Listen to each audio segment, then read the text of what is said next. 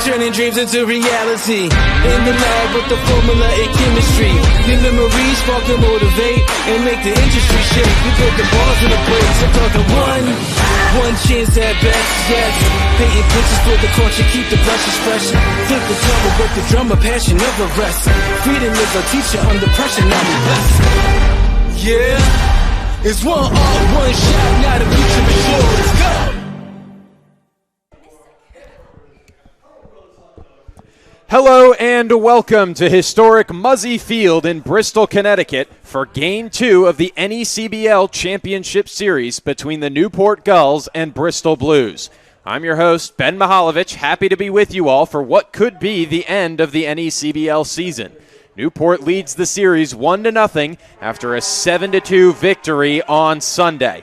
This game was supposed to take place yesterday, but was moved to today due to weather, the second time that has happened to the Gulls for a potential clinch game. Pitching was stellar on both sides in Game 1, but a little two-out magic from the Gulls is ultimately what gave them the upper hand. Not to worry, Bristol fans. Newport used its ace in Game 1. Bristol has its ace in Jagger Duquette going tonight. Duquette is fresh off a complete game shutout with Bristol's back against the wall, down 1-0 in the quarterfinal series against the Valley Blue Sox. After the game, Duquette said if he did get the opportunity to pitch one more time at Muzzy, a field he's been playing on since he was 13, he wants to have a strikeout an inning with no walks. Well, Jagger, the ball is in your court. The Blues need another big outing from Duquette to try and extend this series to a winner-take-all Game 3. For more on Game 1 and what the Blues need to do to win tonight, we're now joined by Kobe Bronstein. Kobe, welcome on. Well, it's Pete Austinson on the mound for the Bristol Blues, and he shut down the Newport offense. Just one earned run when he was on the field pitching, did a great job, and then the bullpen started to be a little bit shaky, and Bristol took a 2-1 lead on a monster home run sent all the way out into right center field that went just over 380 feet. And after that, well, Newport really put the nail in the coffin. They had sixth-inning magic in the bottom of the sixth, starting off attacking Pete Austinson a little bit, and then they put in Jaden Wywota. And in total, with 2 outs, they had nobody on. Well, they had four straight base hits, an extra base hit as well, an RBI double from Billy Butler, and that was really the end of it for Bristol's offense. And it was a 7-2 victory for Newport, much to the delight of the Cardines Field crowd. Bristol seemed a little overpowered by some of the back-end Gulls pitching in Game 1. What do the Blues need to do to change those fortunes tonight? Well, obviously, the obvious, Jagger Duquette on the mound tonight, and his last outing, basically perfect. 9 innings, a complete game shutout, only allowing 2 hits and 2 base on balls the whole game. He was absolutely magnificent, and Bristol's going to need more of the same from him tonight. They can't rely on him to go 9 innings, so that's why they really need to have their bullpen arms ready, either to go 1 inning, 2 innings, or 3 innings. Whatever they need to be called upon, they need to be ready.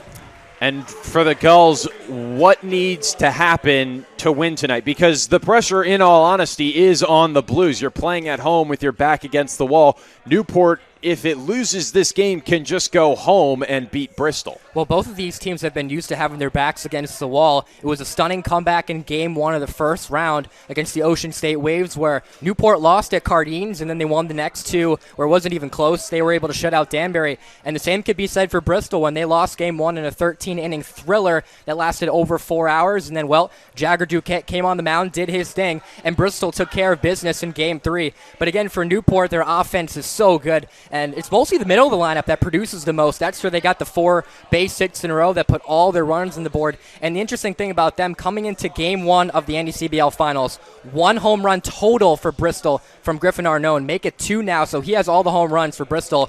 And the long ball was really the story for the Newport Gulls, and they had none in all 7 runs that they scored. And obviously this is a much bigger ballpark, so a lot of their long hits that are normally out at Cardines Field, the Muzzy Field Stadium, can keep that.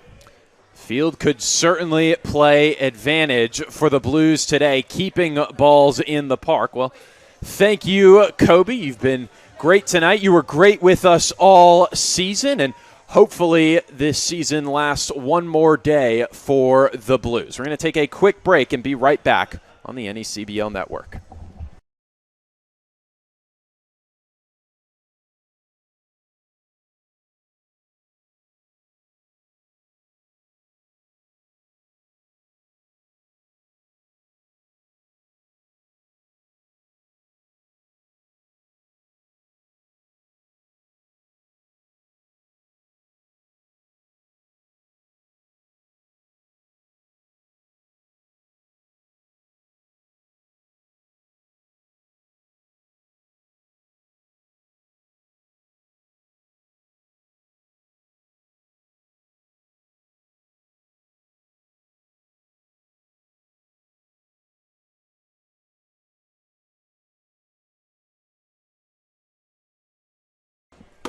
Okay.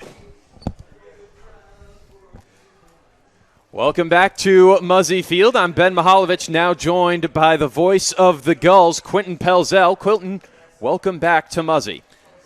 Thank you for having me, Ben. And I mean, it's always a pleasure coming here. I was just talking to you right before we went on. This is one of the nicer fields in the NECBL. Obviously, I'm partial to Cardeen's field, but this one is right up there. I love coming here. And, last time we came here, there was a little bit of a light malfunction. Hopefully, the lights work tonight. The lights have since been fixed. We have played into the night since that mishap. So, barring an unforeseen disaster, we should be okay with the lights. I told Kobe this a couple minutes ago. The pressure is on the Blues tonight. Backs against the wall, playing at home. What does that mean for the Gulls? I think the Gulls right now, they have their eyes set on one thing and one thing only, that is to end it here. They don't want to go back to Cardeen's Field as much as it would be awesome for Gulls fans to see them possibly win a championship at Cardeen's Field in a Game 3 winner-take-all game. I think the Gulls, they want to end it here. They want to make sure that they don't leave any doubt at all. They've got one of their best pitchers on the mound tonight in Kevin Sider.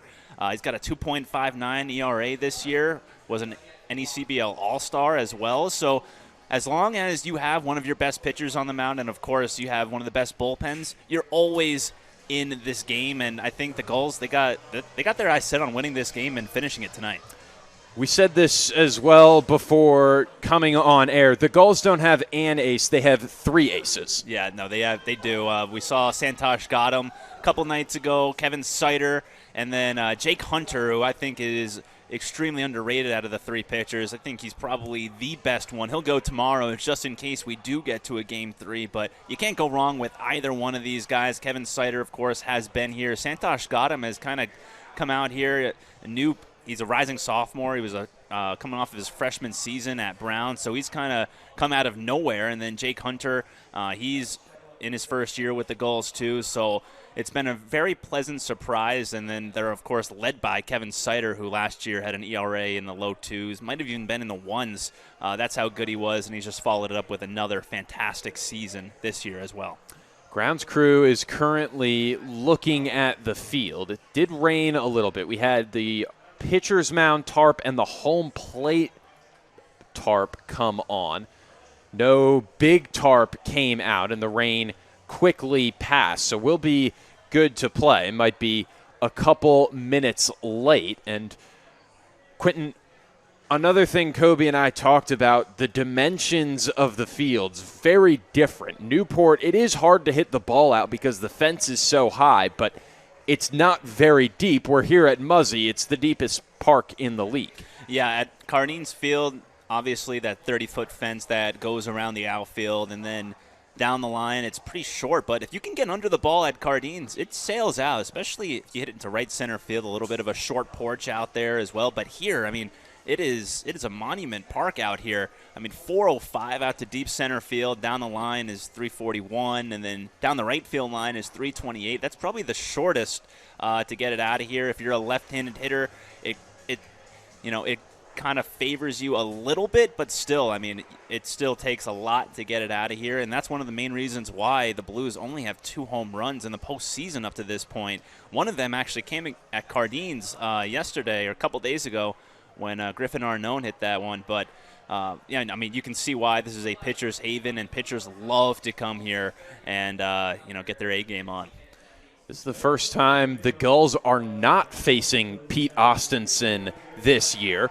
Do they know anything about Jagger Duquette and what he brings to the table? Yeah, word kind of got around a couple days ago that Jagger Duquette was going to make this start in Game 2, and everyone's been talking about him, obviously, coming off of a complete game shutout. You don't really see complete game shutouts at all. I don't know if I've ever seen one in the NECBL, and he did that in the playoffs against the Valley Blue Sox. So obviously he is coming off of a really good game, and what they know about him is that he's a soft-tossing right-hander, and from Wagner College, mixes up his pitches really well, and that's basically it. So these hitters have not seen him at all. They have limited scouting on him other than the fact that they know he's a soft-tossing right-hander.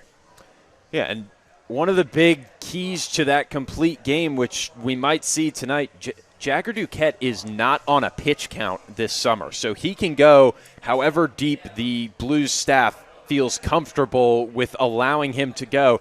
And he has been known to be a little rowdy on the mound and fight for his position on the mound and try and stay out and finish any mess he has made. Oh, and if you're on the Blues, you got to love that. I mean, having a guy on the mound that is so competitive like that, that wants to stay out there, that wants to help his team out, I mean, you got to go to bat for that kid all the time. I mean, you love to have that type of competitor out on the mound. And, I mean, Jagger Duquette has obviously backed it up. Last year, he pitched to an ERA in the ones. This year, he has an ERA of 1.14. I mean, it's unbelievable how good this guy has been, and it really helps. He's got that mojo and the competitive fire. So, it should be really, really fun to watch. I haven't seen him pitch yet this year, and I'm really looking forward to it. You said the word mojo. Was that a pun? Because that's the mascot's name. I had no idea that it was the mascot's name. I just pulled that out of thin air. Kind of fit Jagger Duquette, and I guess it fits the mascot as well. I think Jagger Duquette is a perfect Bristol Blue. He is a Bristol native, a 3-year Blue, so trying to end his Blues career on the right note tonight. We're going to take a quick break here on the NECBL network and come back after the national anthem for lineups and first pitch for Game 2 of the NECBL Championship Series.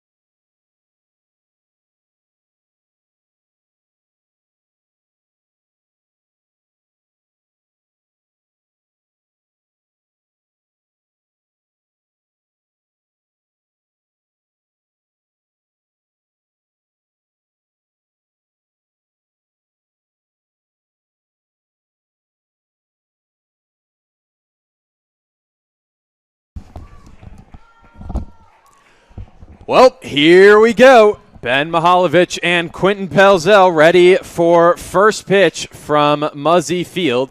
Immediately, we're going to have another standoff, maybe, as we did in Game 1.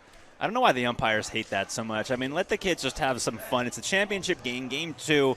Let them out there. Let it go for like maybe a minute or two, at least while the pregame warm-ups are happening. And then I get it, kind of move the players over, but the Gulls did win that one. The Gulls, I believe, lost in Game 1. So if you're superstitious, after the Gulls losing Game 1, the standoff, they did end up winning Game 1, the actual game. Who knows what that means for the rest of the game. Let's get to the Blues in the field. As we've mentioned, Jagger Duquette has just been so good this year, a candidate for the NECBL Pitcher of the Year with a 1.14 ERA.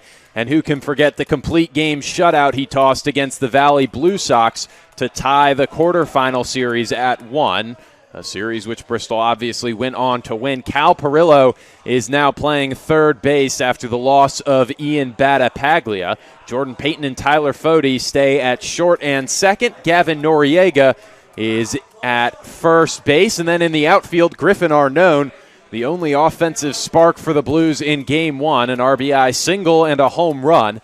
Sky Solinsky is in center field and Joe Rios in right. Darius Troche is doing the catching tonight for Jagger Duquette. Quentin, who will Duquette be facing? Leading it off will be Luke Beckstein, and then following him will be Michael Anderson. Batting third will be Tyler Hare. Fourth is Slade Alford. Fifth will be Colby Branch. Batting behind him will be Billy Butler. In the seventh spot will be Nico Brini. Batting eighth is Matt Shark, and then rounding out the Newport lineup will be Jacob Burley. Very, very good Bristol faithful and a very good Newport faithful here as well in the crowd tonight. The first pitch from Duquette, a ball sails high. First pitch came at 6:41 with a game time temperature of 72 degrees. 1-0 to Luke Beckstein, the Gulls' second baseman. Now he shows bunt, pulls back. It's a strike from Duquette, 1-1. And he's been a spark plug offensively for the Gulls, especially in the second half of the year. He went 2 for 4 a couple nights ago. He's batting .429 in the playoffs. Seems like everyone on the Gulls roster has been unreal in the playoffs. Beckstein fouls off a breaking ball off the end of the bat, 1-2.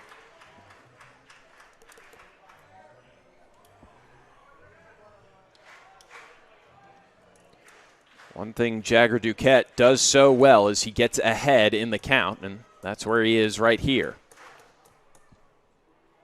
From the windup, the 1-2 to Beckstein. Ripped into left, but foul.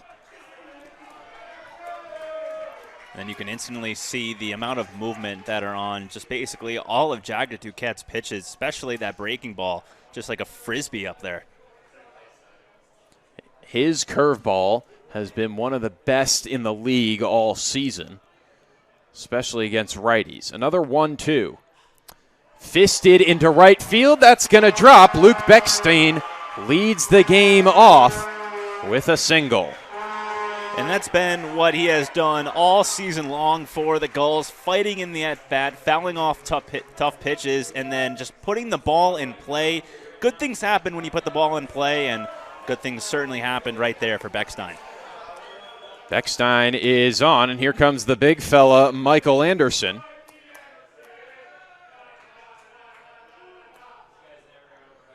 It sounds like some of the Newport fans are singing, like a European soccer crowd. Yeah, just like that sounds good. Yeah, just like the semifinals, the Gulls do have a fan bus, and the fan bus made it up here to Bristol, and there were a lot of fans on that bus, and they're rowdy early. Curveball hits Anderson. Great start for the Gulls, first and second, and nobody out. Talked about how great that breaking ball was. That one just did not break at all, and Michael Anderson took that right on his shoulder. Gladly able to do that because it was a slow breaker. Probably didn't hurt at all, especially to Michael Anderson, big tough guy that he is. So second and first, nobody out. Could not have scripted a better start for the Gulls. Mentioned the Gulls fans here today. The Fay Vincent Senior Cup is also here. Newport looking to win it tonight and avoid a Game 3. Deep drive into right. What a start for the Gulls. Touch 'em all, Tyler Hare. Newport is ahead 3-0 in 3 batters. Just an unbelievable start now for the Gulls. Tyler Hare, his second home run in the postseason. That gives him 12 on the season. That is the most in the NECBL when you combine both the regular season and the postseason. He has had a fantastic season, and he's got the Gulls started early here, 3-0.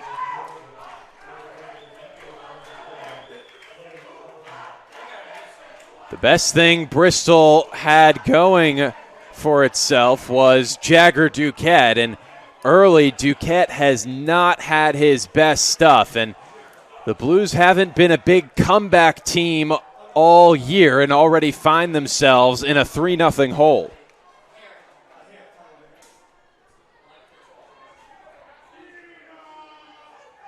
Yeah, not the start for Duquette, but you still got plenty of time in this game. I mean, there's still nobody out in the top of the first, so what he's got to do now is try to focus up and make sure that he can just settle down, because the Bristol Blues offense, it's pretty good here in the postseason, and you're always in the game with this Blues offense. So what he's got to do right now, he's got to be the pitcher that he has been all season long. He's got to shut down the Gulls the rest of the way. Blues knew they would probably have to score more than 3 runs anyway to win this game. It's just tough to be chasing 3 so early. 400 feet is the official number on that Tyler Hare blast.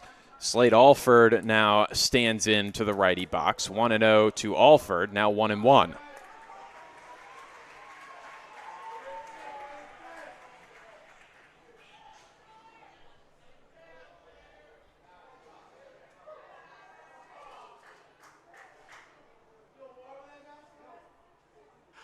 The other way, another Newport hit. Ball skips by Rios, and Alford is off to the races. Stand-up double for Slate Alford, and the Gulls are not done yet. Well, the first hit of the game was a little blooper out into right field. Okay, that's a little bit of a gift. You can take that if you're Jagger Duquette, but then you hit Michael Anderson, and then the next 2 batters absolutely slam the ball off of you. So it's certainly not good for your confidence, but as I said before, you just got to bear down and make sure that you can just focus up and get through this inning without giving up further runs. Here's Colby Branch. He said it before we started, maybe the hottest hitter in the NECBL. Branch takes a first pitch breaking ball for a strike, 0-1. Batting .565. He's got 12 RBIs in 6 games, 2 home runs, 5 doubles, 13 hits, and 23 at-bats for the Gulls shortstop. Popped foul, 0-2.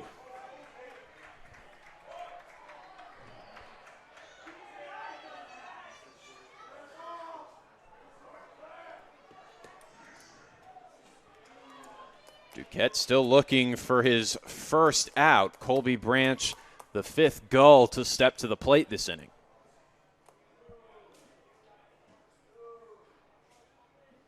(0-2) to Branch, outside, 1-2.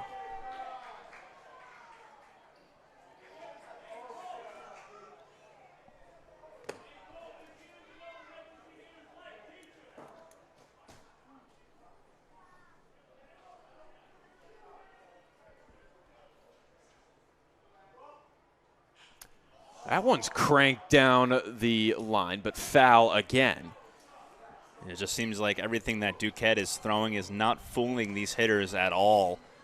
They're staying back on that breaking ball, staying back on the fastball as well, because it's a little bit below what they're accustomed to seeing, has that fastball in the mid-80s. So I'm sure they were told before the game, just stay back on everything and just focus on going the opposite way. 1-2 to Branch. Popped into center. Sky Solinsky is under it. No tag from Alford. There's the first out for the Blues. And there you go. You build off of that. If you're Duquette, you get the first out against a very good hitter, like we said. So that's got to build at least a little bit of confidence. And then if you can strand Alford at second, there you go. That's how you start to begin your comeback just by getting out of this inning without any runs. Here's a Billy Butler. No Undertaker theme for him at Muzzy Field, but he does get serenaded in Billy Butler chants.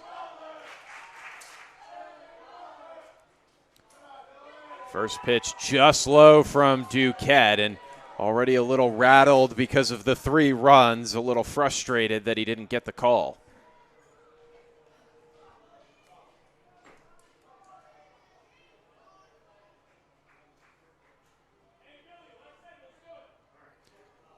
Fouled off of Darius Trosh's mask. Trosh seems to be okay. 1-1 the count. And Butler is another one of those hitters who are just on a hot streak right now. 3 straight games of multi-hits. He had 3 hits on August 3rd against Danbury. A couple games ago, 2 hits. And then a couple days ago in Game 1 against Bristol, he had another 2 hits. He also had 10 RBIs in 6 games.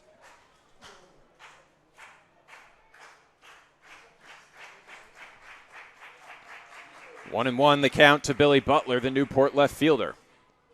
Fouled back into the netting. No flinch from Quinton, so he's already passed 1 test.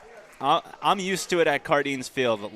Probably 2 or 3 times a game you get that ball that comes right back up at us. I know a couple of the broadcasters that I work with, Louie, who I think you've met have worked with, he always flinches, and Mike Basile, he flinches all the time too.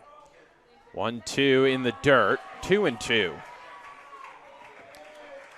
Gulls are making everything difficult for Duquette in the first inning.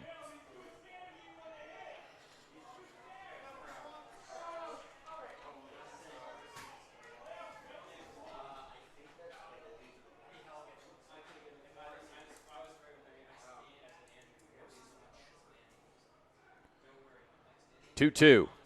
Driven into left field. That's down. Alford gets the wave. Here's the throw from Arnone, cut off by Duquette. 4-0 Gulls. RBI number 11 of the postseason for Billy Butler. And remember, he had only had 14 RBIs in 29 games on the regular season. He now has 11 in 7 games. Another breaking ball that a Gulls hitter stays back on, rips it into left field. And just a great start here for the Gulls. Here comes Tim Binkowski, and that is it for Jagger Duquette. His final start at Muzzy Field did not go the way he wanted. He only got 1 out, gave up 4 hits and 4 runs. Still a guy on base as the Newport dugout coming out to greet Billy Butler after his RBI single. New arms coming in for the Blues. We'll have the information on him when we come back after a quick break on the NECBL network.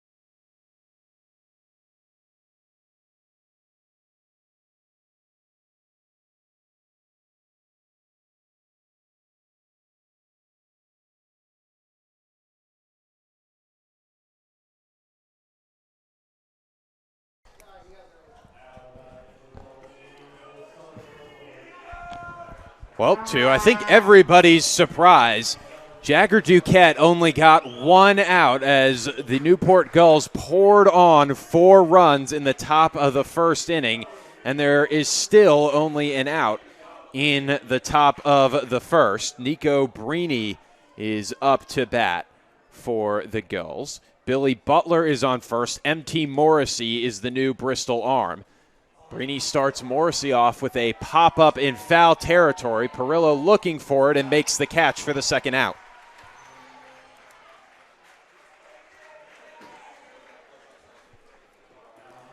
Good start for Morrissey. 1 pitch, 1 out. In the regular season, 2-0, a 6.13 ERA, 11 appearances, 2 starts, 14 2/3 worked, 18 punch-outs, 10 walks, 14 hits.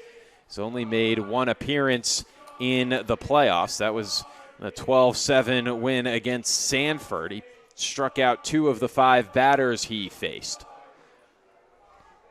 Strike 1 to Matt Shark, 0-1.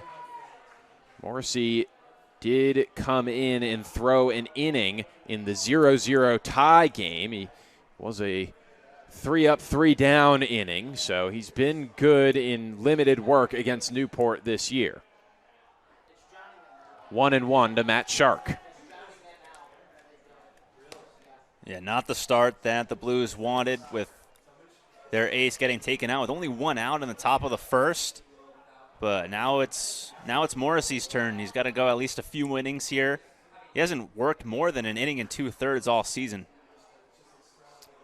Slider 1-2, and at this point for Bristol, it's all hands on deck. Yeah, you can't really think about tomorrow because tomorrow is definitely not guaranteed. One of those win today and then you figure it out in a winner-take-all game. Morrissey tried to catch the corner, nothing going, 2-2.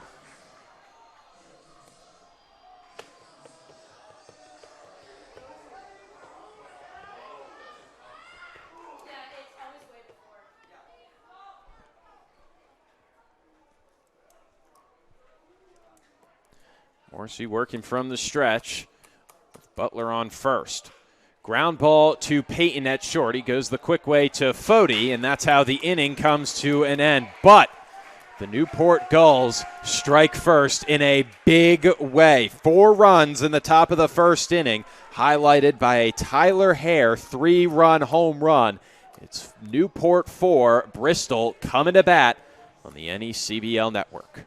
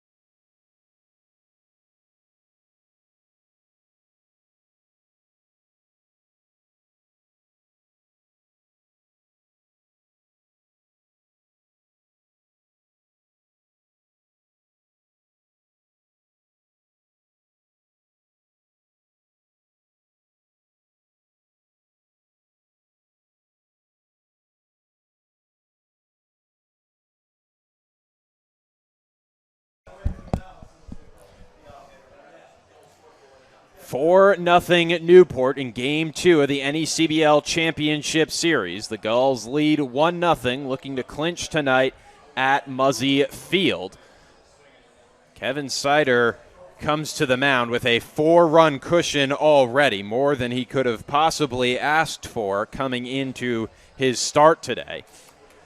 He'll face Jordan Payton, the Blues' leadoff hitter. Connor Goodman is doing the designated hitting, batting second. Gavin Noriega hitting third. Sky Solinsky, the cleanup man. Cal Perillo, whose coach is Frank Holbrook, the manager of the Gulls. That's his coach at Rhode Island College in the fall and spring.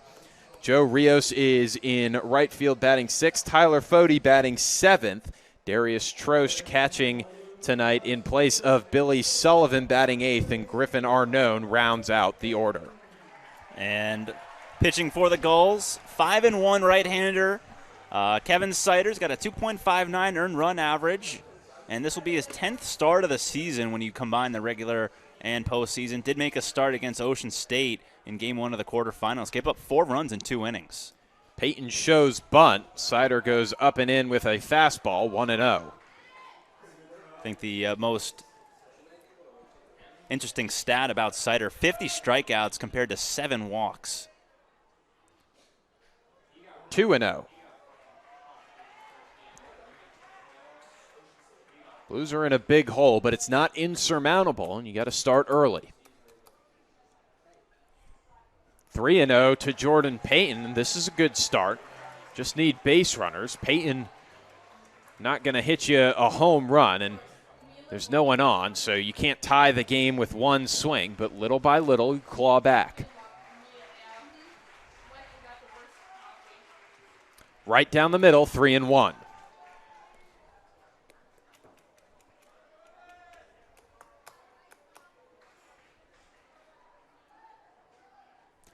Couple shakes from Sider. Now he goes from the windup. Another strike down the heart of the plate, 3-2.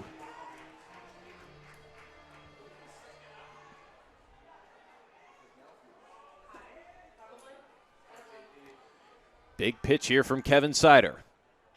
Ground ball up the middle, kicks off the mound and into center field.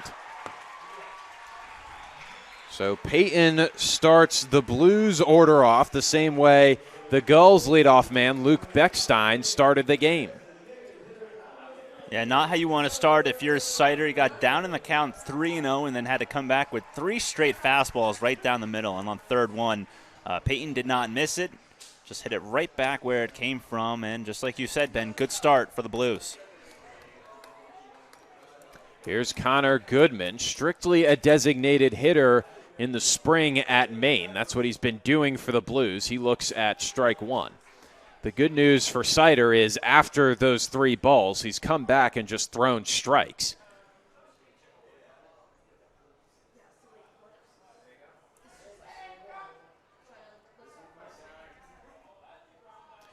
Goodman shows bunt. He gets it down. Sider fields barehanded and fires to Anderson at first. The runner moves to second. Nice job by Sider getting off the mound, showing some athleticism. Sometimes pitchers have some trouble throwing to bases, but right there, Sider with the bare hand, throwing on to first, and he got Goodman. Here's Gavin Noriega. This is the first time I've seen him going with the high socks this season.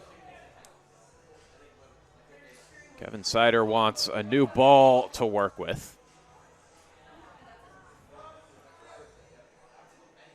Blues wearing the home whites, Gulls donning, looks like the Mets Friday night black tops with white pants. Yeah. Clean uniforms all around. Yeah, I like those jerseys. Mets brought them back a couple years ago. They've been fan favorites. First pitch is up and in to Gavin Noriega, 1-0. Mixed reaction from the crowd about the miss by Sider.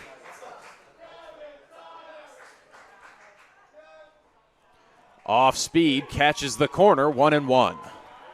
And you got a lot of cheering in the Newport Gulls section. Kind of feels like a college baseball game. I know it is a college baseball game, but this is not the type of atmosphere that you expect in the summer. Swing and a miss, 1-2. And I'm all for the friendly banter between the crowd. It makes for a good atmosphere. It certainly fires you up as a player on the field. 1-2 to Gavin Noriega. Pushed into left field. Butler moving into foul ground makes the catch.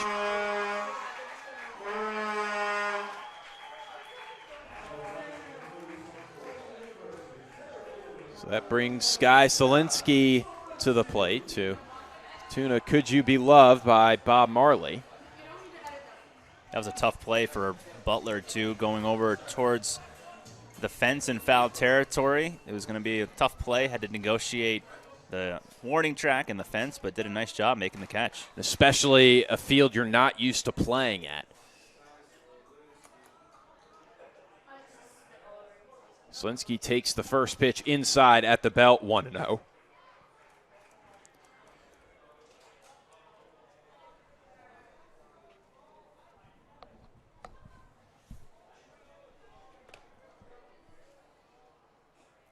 Slider away, 2-0.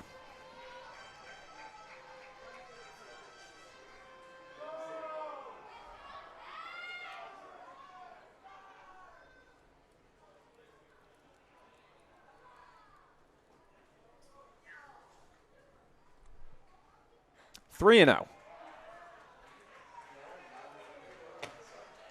It's really uncharacteristic of Kevin Sider falling behind these hitters, especially with a 4-run lead. You would think he would go right after these guys and make them put the ball in play and earn it.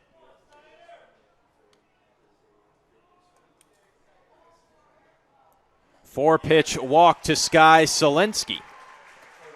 So that brings up Cal Perillo. Blues are at least seeing pitches in the bottom of the first. Only means so much when you're down 4-0, and especially with how good the Newport bullpen has been. Yeah, the entire pitching staff has been terrific all season long for the Gulls.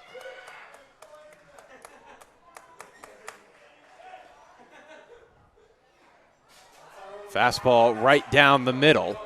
Sider's sitting at around 90, 91 tonight.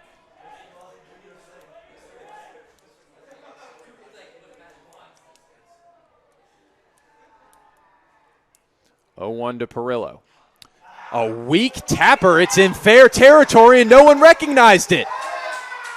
Sider and Burley, the catcher for the Gulls, are arguing that it hit off of Perillo. As it stands, Cal Perillo has an infield single, and that loads the bases for Joe Rios. And believe Sider and Burley both think that it was off of Perillo's foot before going into fair territory, meaning it would have been a foul ball. They think it should be a foul ball, but the home plate umpire is adamant that he didn't see that. And as you can see, Frank Holbrook over there at first base, he's saying that it hit off of his leg or shin area. Cal Perillo didn't really hesitate, I will say. As awkward as it looked, he did get going pretty quickly. That'll be interesting going back to school in the fall with Holbrook and Perillo. Of course, they go to the same school at Rhode Island College. Holbrook, the manager, head coach over there, and bet you that's one of the first things they'll talk about. Did that ball really hit off of you in the championship game?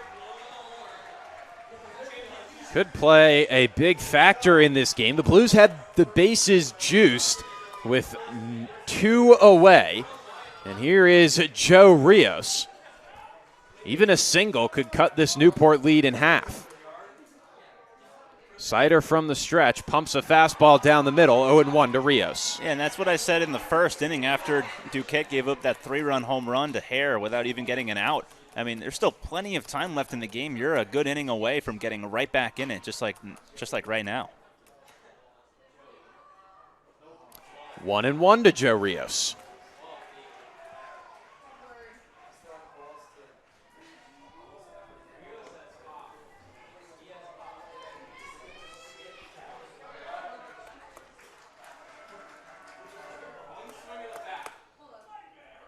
Inside, 2-1.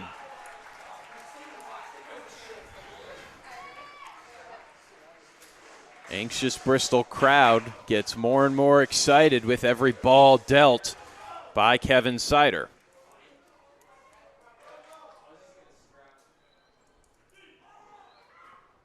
Swing and a miss, 2-2. I believe that was the slider there. Gutsy pitch on 2-1. You would think that he would come with a fastball, but that slider right at the back foot at Rios definitely fooled him.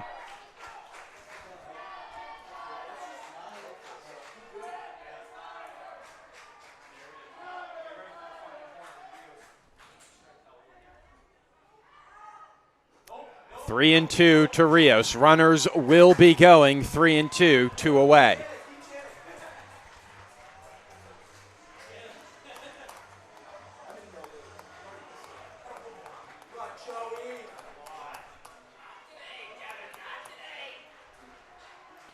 The pitch. Swing and a miss. Huge punch out for Kevin Sider early, and that leaves the bases loaded. 4-0 Gulls after 1 on the NECBL network.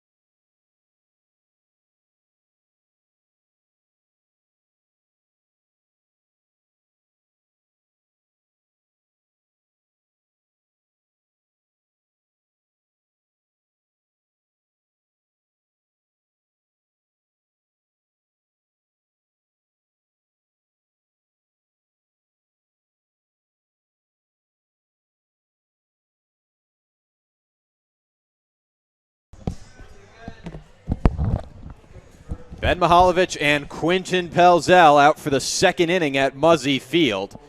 And a shocker so far, 4-0 Gulls after just one inning of play. And a new pitcher, Luke Beneke, is in, already the third Bristol arm. Beneke would have been the starter for the Blues tomorrow. Instead, Tim Binkowski used MT Morrissey to get out of the first inning and is now looking to Beneke to turn in a long start and try and get the Blues to tomorrow.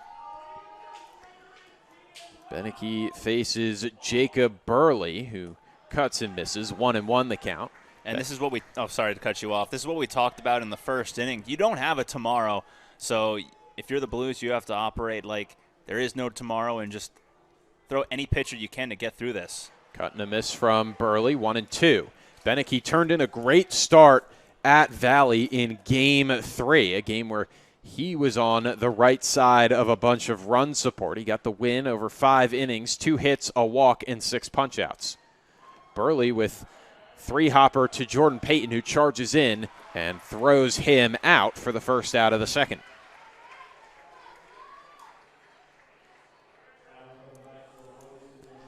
Now already the top of the order comes to bat for the Gulls.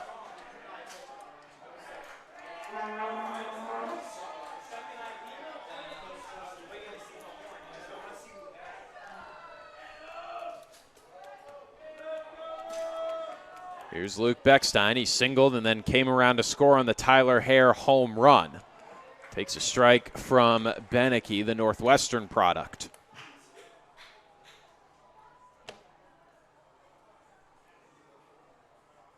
Big breaking ball, chopped foul, 0-2. And that's all you can do if you're Beneke. Just come on, throw strikes, and try to get in the dugout as quickly as possible so the Blues can mount another rally like they did in the first inning. Even though they didn't get any runs, they got a lot of base runners. line down the first base line and out of play. Still 0-2 to Beckstein. That was a productive inning despite not scoring for the Blues, but you can only have so many of those. Skipped in the dirt and off of Darius Troche towards the Newport dugout where a bat boy retrieves. Yeah, the Blues in the bottom of the first inning made Sider throw 24 pitches, and even though they didn't score any runs, they saw a lot of pitches, and they were able to put together a lot of good at-bats.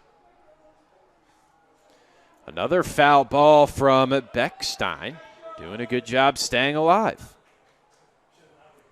Beckstein's just had an awesome postseason, 9 for 21 now, 428 batting average, also has a home run. Lifted into center, routine for Sky Solinsky, makes the grab for the second out. Great start if you're a Blues fan, with Beneke coming in, getting the first two batters that he's faced out.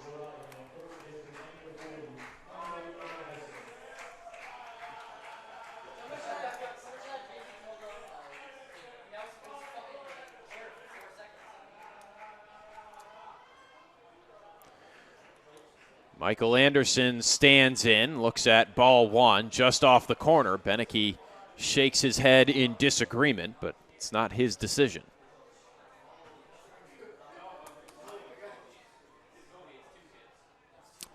2-0 to Anderson.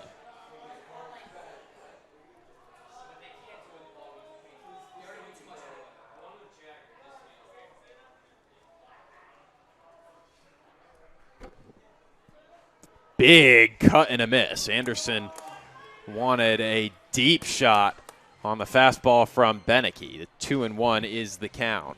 And Anderson certainly capable of doing that. He's got 2 multi-home run games on the postseason. The 2-1. Big curveball and a big shot. If it's fair, it's gone. It's not fair. Anderson stays in the box. 2-2. We were just talking about the 2 multi-home run games that he had, and that was smoked off the bat, just a tad out in front of that breaking ball.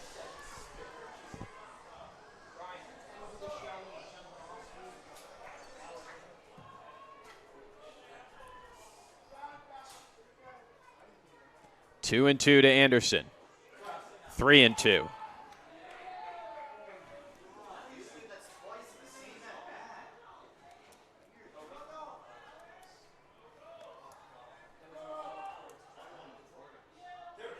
There's ball 4, and Anderson very excited to draw a 2-out walk. You can tell that this just means so much to these players. They really want this, and even on a walk, you have Anderson barking at his own dugout saying, "Let's go, guys, come on." And you can tell that they're just so excited and pumped up to be in this game and to be off to such a great start.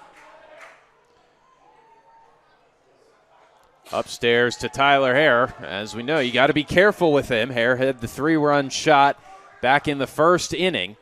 That started the Gulls off hot.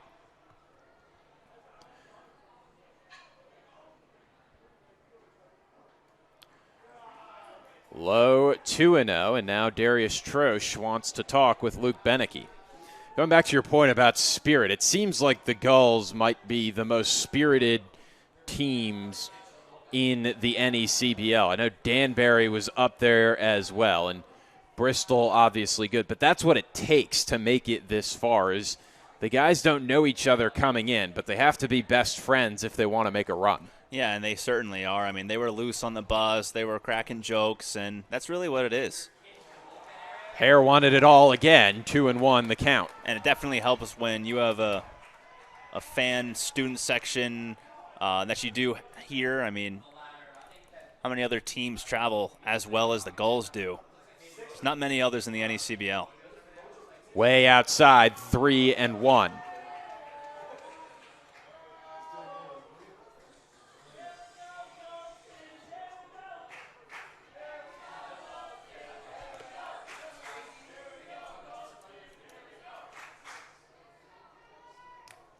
Beneke working from the stretch. Anderson on first. Swing and a miss from Hare, 3-2. And that was Beneke's best against Tyler Hare's best. Beneke got the better of him there. 3-1 fastball, got a lot of the plate, and Hare just came up empty. Anderson will be running as soon as Beneke goes home. There he goes, swing and a miss from Hare. Luke Beneke comes in and gets the job done in the second inning. Holds the Gulls to a 4-0 lead as we move to the bottom of the second on the NECBL network.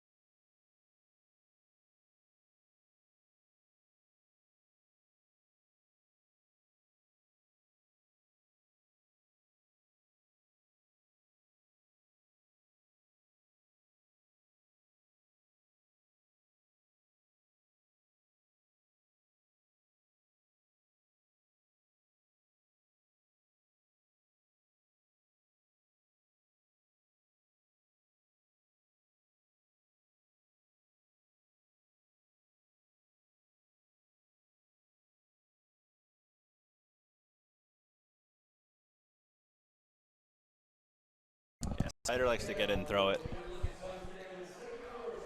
Quick warm-up from Kevin Sider in the bottom of the second inning. Tyler Fode coming to bat for the Blues. Bristol has 7, 8, 9 due up. The 9 guy, Griffin Arnone, was the only bright spot offensively in Game 1. Arnone, 2 RBIs, a single, and a solo home run. Fode takes strike 1 from Sider. And Ben, I think this is a big part of the game because this is when either Kevin Sider starts to really settle in and then goes on one of those, 9 up, 9 down types of streaks, or the Blues start to put together some more great at-bats. They get some runners on base, and then Sider is out after 4 innings. So big second inning here for both teams. Comforting for the Blues offense to know, okay, the pitching staff shut them down for an inning. They can do it again. We just need to do our part.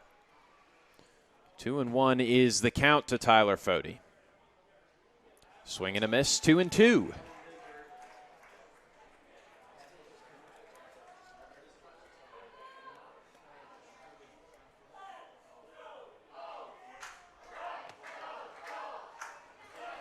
Foul ball, Fode still in it.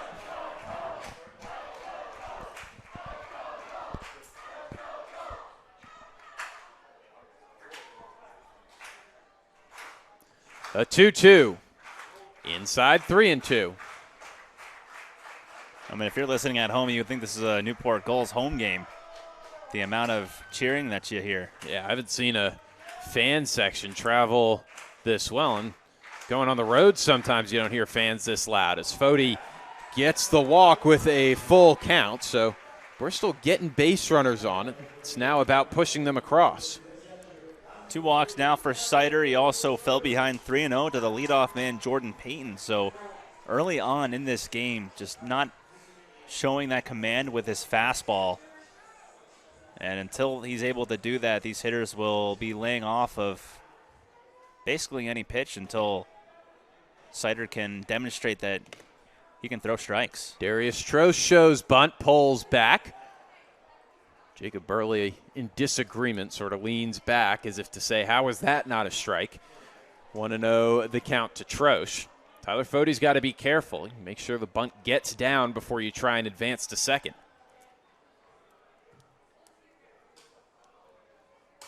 Trosh doesn't square and takes up at the hands, 2-0.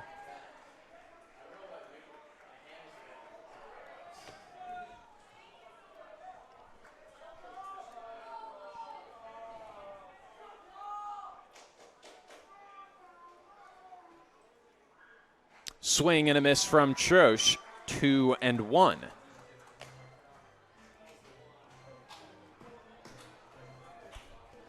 Blues down 4-0, trying to get back in it.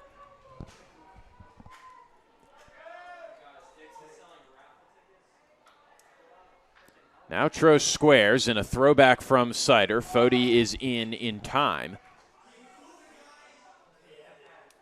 Smart move by Sider, too, to get Trost to give himself up, show to bunt, and now that alerts the rest of the infield that he is possibly going to bunt. There's the bunt from Trost, but it rolls foul. That makes the count 2-2, and Fody's going to have to go back to first. Kind of an interesting move, too. We saw a bunt back in the first inning, too, with Connor Goodman. Normally you see a bunt if you're down by one run, trying to get that runner into scoring position, but the Blues now willing to give up an out just to get a runner into second to try to begin to claw back. So it's one of those basketball type things, like once you see a shot go in, maybe once you see a run come across. 2-2 to Trost, who can't bunt now, and fouls a pitch into the netting.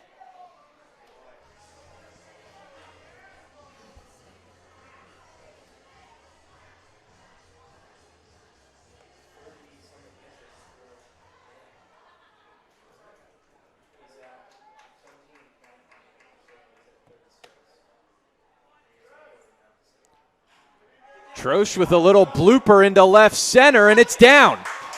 Good base running from Fody to go halfway.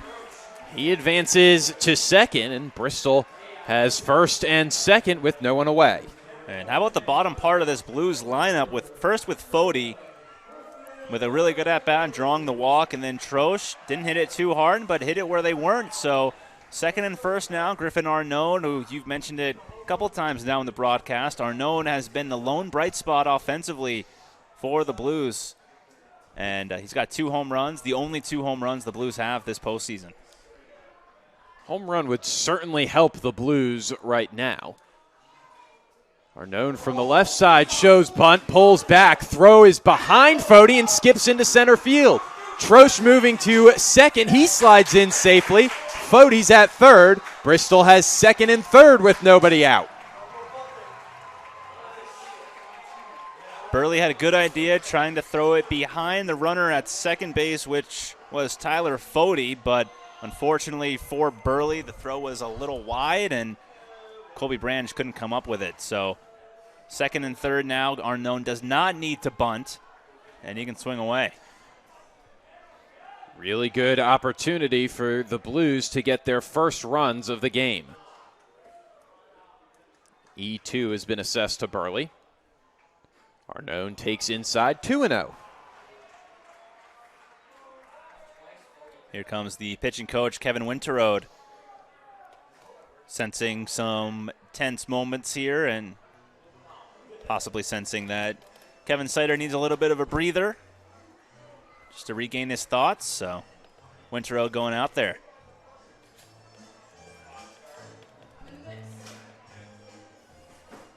But very encouraging if you're a Blues fan at home, down by 4 runs early, but these Blues not giving up. They had the bases loaded in the first inning, and now they're a couple pitches away from getting the bases loaded here in the second. So plenty of base runners against Sider.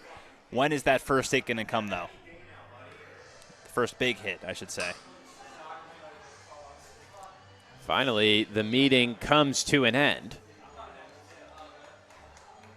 Said it a couple times this year, but second and third with nobody out is more difficult to navigate than bases loaded with nobody out because you don't have the traditional double play in order. With the 4-run cushion, the Gulls can play at normal depth and can afford to give up at least one of these runs. Big curveball to Arnone, dips in, 2-1. Yeah, for sure. Infield back. Gulls will gladly trade an out for a run.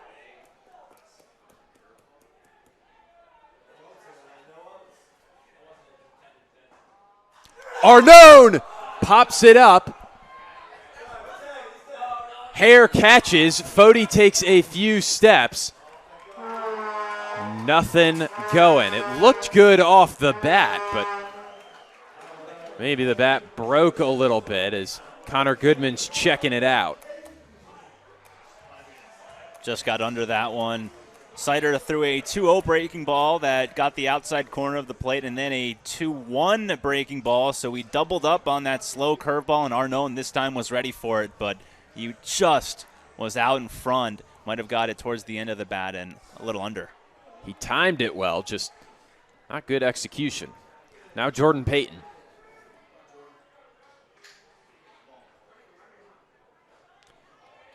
Ball one just below Payton's knees.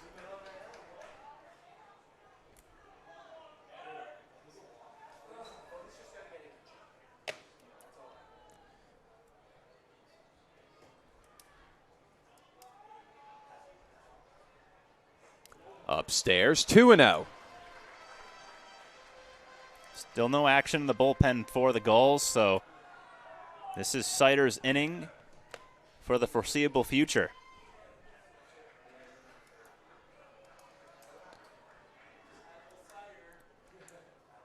Two 2-0 to Payton. Another big curveball ducks in, 2-1. That seems to be Sider's help me pitch, because it'll freeze the Blues batters and it can catch the top of the zone without looking like a good pitch to hit. Yes, we'll see what he goes with here. Last time he doubled up against Arnone. Fastball to Payton, who fights it off out of play. Now the count is 2-2.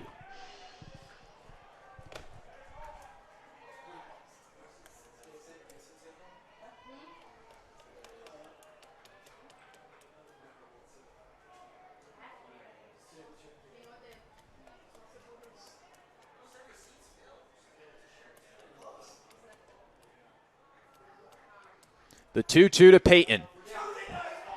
A looper into right. It's down for a base hit. Fody the only one who scores, but there's a start for the Blues. Good piece of hitting by Payton, just going the other way with that breaking ball, blooping it right in front of Hare. Now the tying run will come to the plate. That tying run is Connor Goodman.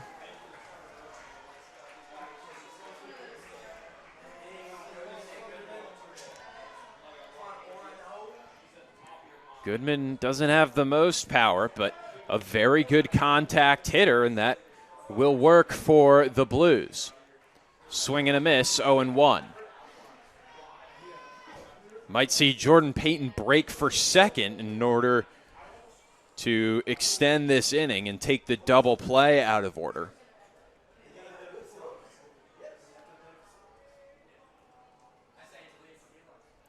Throw back, caught by Anderson. Important for Sider to be careful with that throw back. You don't want it getting away.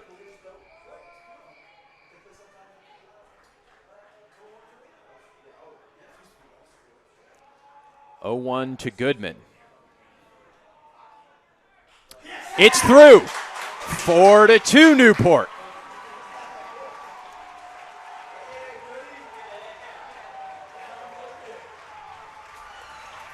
Now it's Bristol's turn to get to the Gulls starter. And here comes one of, if not the best RBI guys in the NECBL, Gavin Noriega. I think there is going to be at least some moving around in the bullpen for the Gulls. And this not as dire a situation for Newport. Obviously, you want to win it tonight, but at what cost? I mean, how much pitching do you want to burn in case there has to be a game tomorrow? 0-1 the count to Gavin Noriega. Fastball pulled through. Jordan Payton gets the wave. Here comes the throw from Tyler Hare. It is dropped by Burley. 4-3.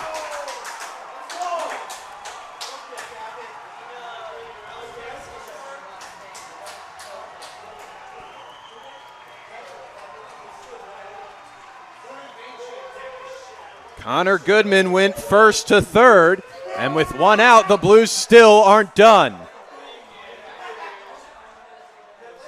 Good piece of hitting by Noriega, pulling that ball through the hole and right, and really good base running by Goodman, going first to third as that ball went all the way through.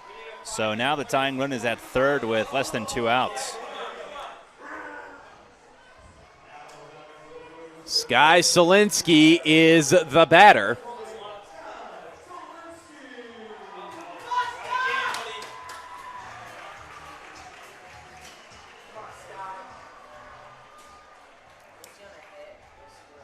Solinsky has found a surge here in the playoffs, looking to keep it going. Noriega on first, Goodman on third, one out in the bottom of the second.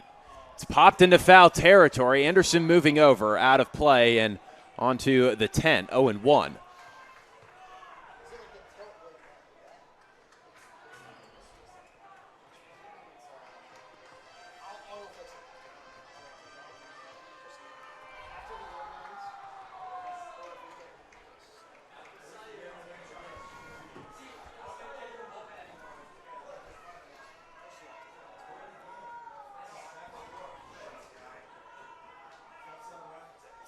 Solinsky takes a big breaking ball that fell in the dirt, 1-1.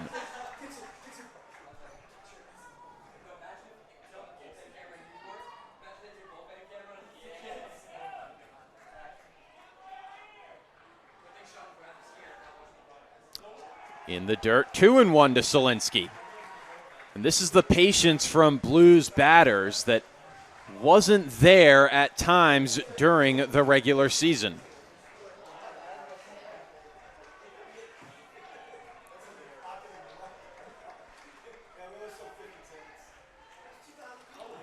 Up and away, 3-1.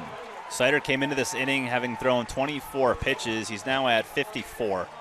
So already 30 pitches here in the second, and he's still nowhere close to getting out of this inning.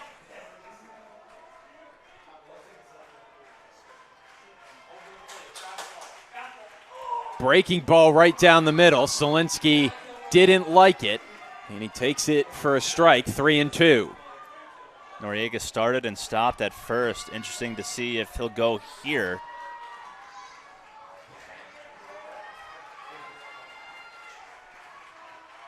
There goes Noriega. Breaking ball is popped into deep left field. Butler moving back. He makes the catch on the track.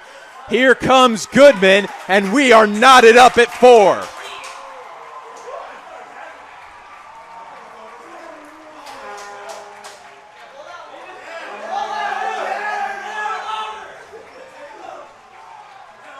And it looks like that is going to be all for Kevin Sider.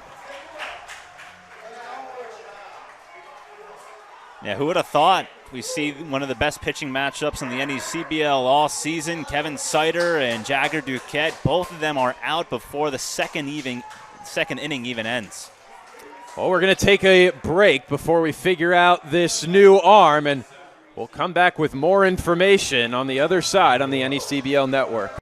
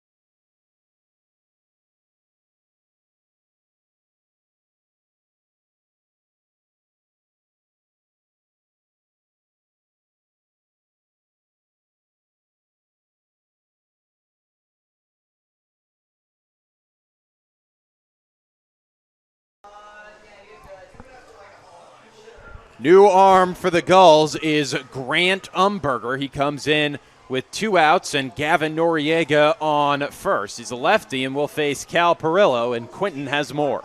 Yeah, Grant Umberger, he's been a terrific pitcher all season long. He is only heightened his postseason. He's only heightened his play in the postseason, has not given up a run in 2 games that he has thrown here in the postseason. 6 innings that he has thrown so far in the postseason. He's gone as many as 5 at one point.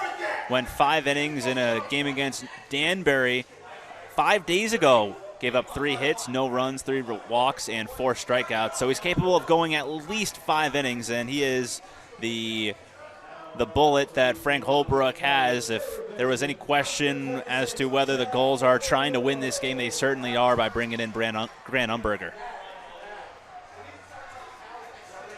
Umberger starts with Cal Perillo, Frank Holbrook's player at Rhode Island College. The Blues have not done super well against lefties this year. Noriega took off on the first pitch, and the throw bounces into shallow center. Looked like it was really getting away from Luke Beckstein, but I think he put his glove out just enough to stop it, and now Noriega is in scoring position. And as the way the first inning went, I can't believe I'm saying this so soon, but the Blues' go-ahead run is in scoring position.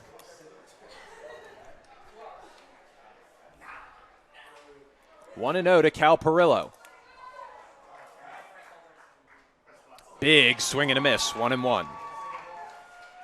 Yeah, baseball is a long game. You don't have the timer or a time limit, as in most sports, to bail you out. You got to go through all 9 innings, and here we are in the second, a brand new ball game. Can't milk the clock in baseball. 1-1 to Perillo, upstairs, 2-1. Umberger's best pitch is a splitter that he'll throw at any point in the count. He also has a fastball that can reach the low to mid-90s. Big hole the other way for Perillo. Could have gone there, but takes outside, 3-1.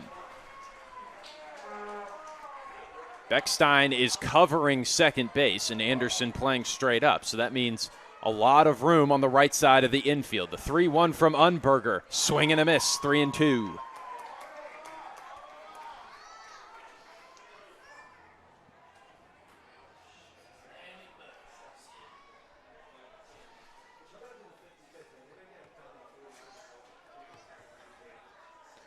There goes Noriega, pitches inside and scoots away from Burley. So another stolen base for Gavin Noriega. Cal Perillo draws a walk, and that brings Joe Rios to the plate. Rios, the 9th batter to come to the plate this inning for Bristol. And one thing that you can nitpick about Grant Umberger is that he will walk occasionally. 5 walks in 6 innings in the postseason, 12 walks in 14 innings in the regular season.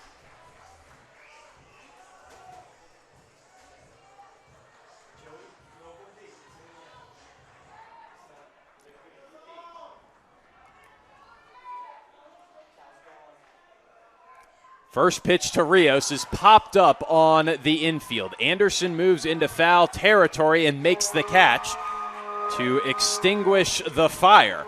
But 4 runs in the bottom of the second from the Blues ties this game.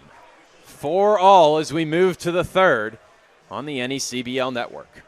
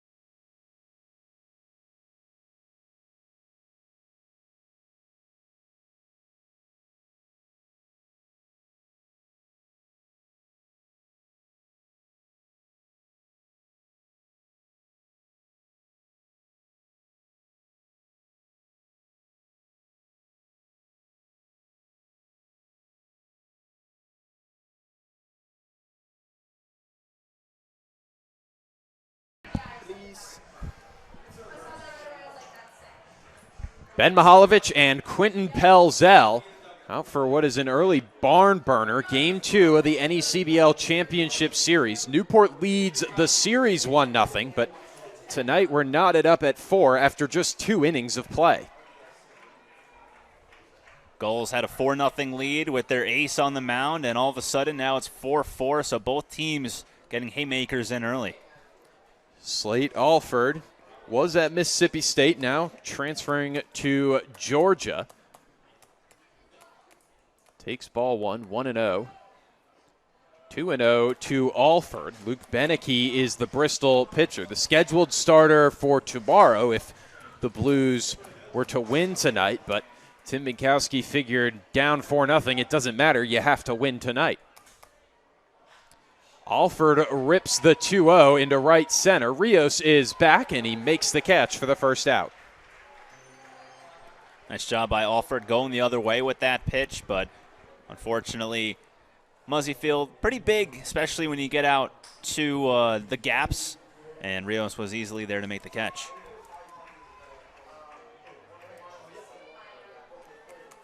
Colby Branch, who was the first out of the first inning, despite being the fifth batter, stands in. Hard to get this guy out. Slider low, 1-0.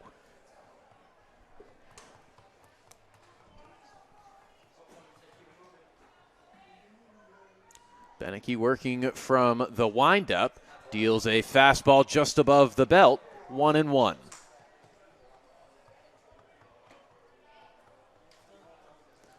Blues defense at normal depth.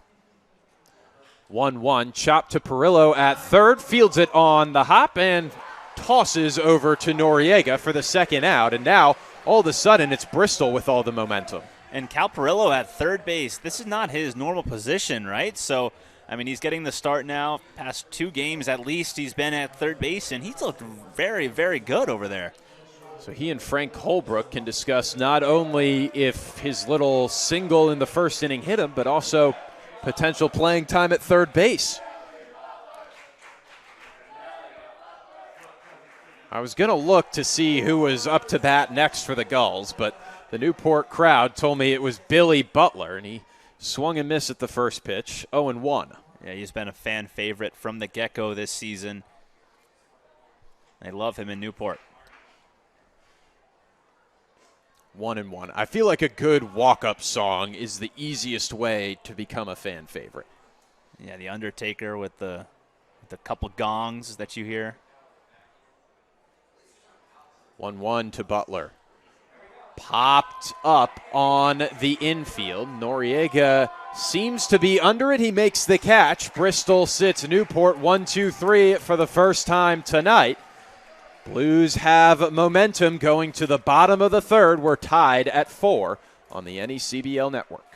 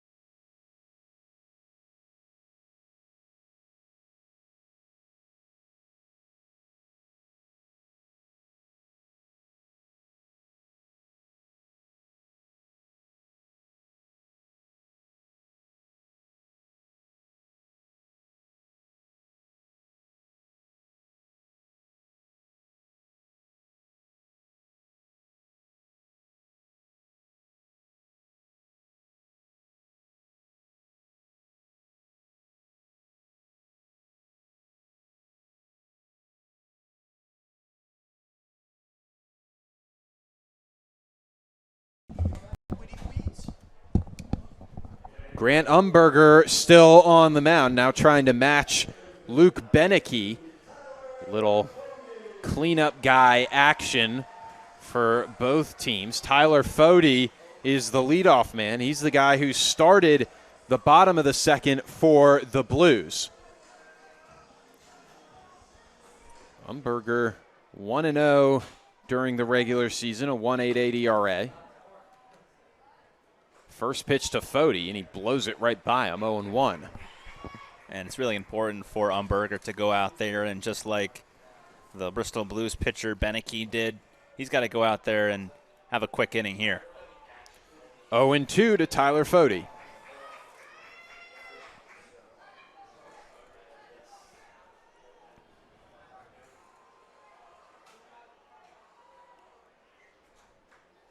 3-pitch strikeout of Tyler Fode, and there's a good start for Grant Umberger.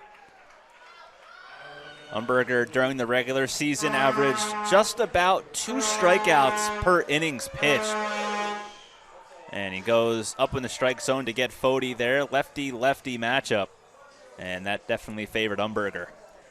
Darius Troche had a bloop single in that second inning.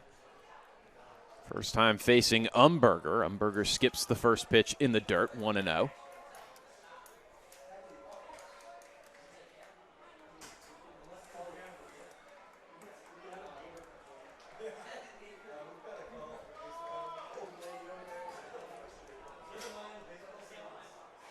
Cut and a miss. That pitch probably not Troche's favorite, but he swung anyway. 1-1 is the count.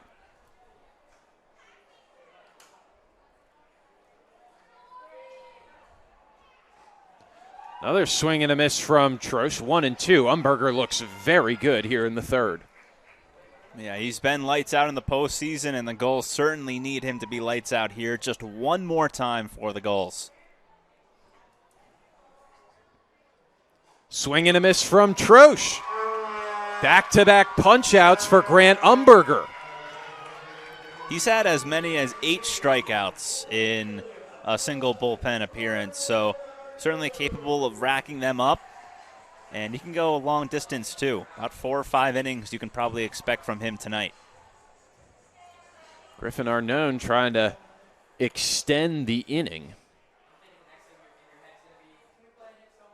He takes strike one. Umberger has found his zone. A lot of lefties in this lineup, too, for the Blues, so that should favor Umberger. Arnone, an excuse me swing. He absolutely went around 0-2. It's been a dominating inning for Umberger.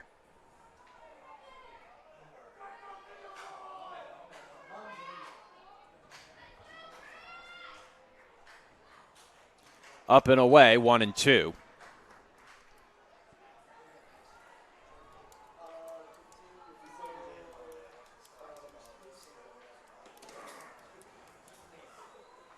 Swing and a miss. Umberger strikes out the side in the third, and as quickly as this became a barn burner, do we now have a pitcher's duel? 4-4 between Bristol and Newport as we head to the middle third on the NECBL network. I'll throw it to you, Quentin. Okay.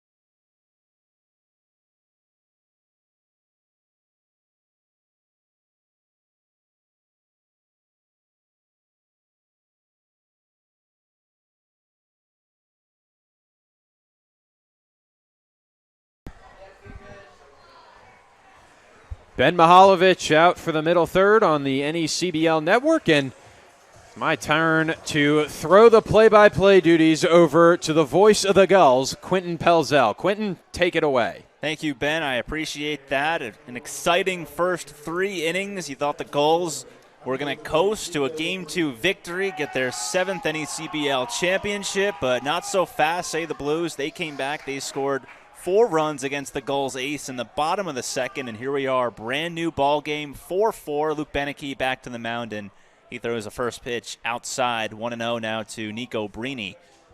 It'll be Brini, Shark, and Burley due up for the Gulls here in the top of the 4th of a 4-4 ball game. Just got a note from Kyle DeSantis, the voice of the Danbury Westerners, who's here tonight, that Grant Umberger threw 5 innings of relief against the Westerners in Game 1 of the semifinal series. Yeah, he's thrown as many as 5 innings, and he was great in that appearance against the Westerners. That one is going to be outside, 2-1. Gulls have had great relief work here in the postseason, and Umberger certainly seems like he's well on his way to doing the same thing here in this game. It's 2-1 on Brini. He swings, fouls one back, 2-2. Brini popped out to the third baseman, Cal Perillo, in his first at-bat. Got the start in game 1, went 2 for 4 with the runs scored. He's batting .333 in the postseason. 2-2 count on the left-handed hitter, Brini. He swings and lofts one out into center field. On the run is Solinsky, and he's going to let it bounce. That is a base hit for Brini, his first hit of the game. Hit number 5 of the game for the Gulls, and they have the leadoff man on. That's important. Now, you have no idea what this game is going to throw at you. So you got to get base runners on as much as possible, and this could turn into a 12-10 game. It could also be a 5-4 game. Yeah, you do not know, but the way that these two pitchers have looked, Beneke and Umberger, I would probably err on the side of a lower scoring game. But the Gulls getting their first leadoff base runner on since the first inning. Since that first inning where they scored 4 runs, they only had 1 hit. Now they have 2 with that single by Brini. But hits have been hard to come by as Shark fouls one back 0-1.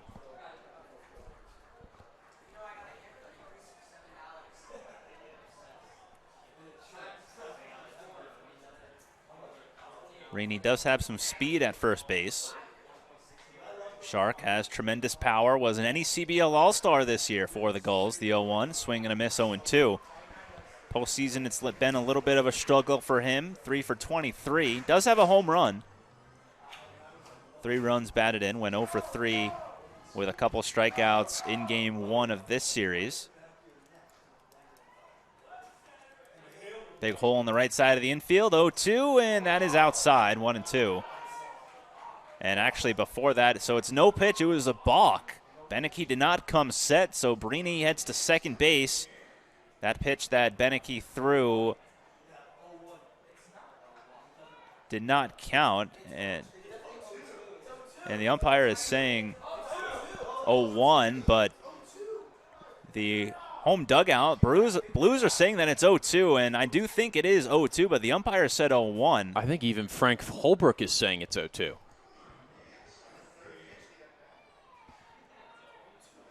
And either way, and yes, he is changing it. It is 0-2. I think the umpire took away the pitch prior instead of the pitch that just came in.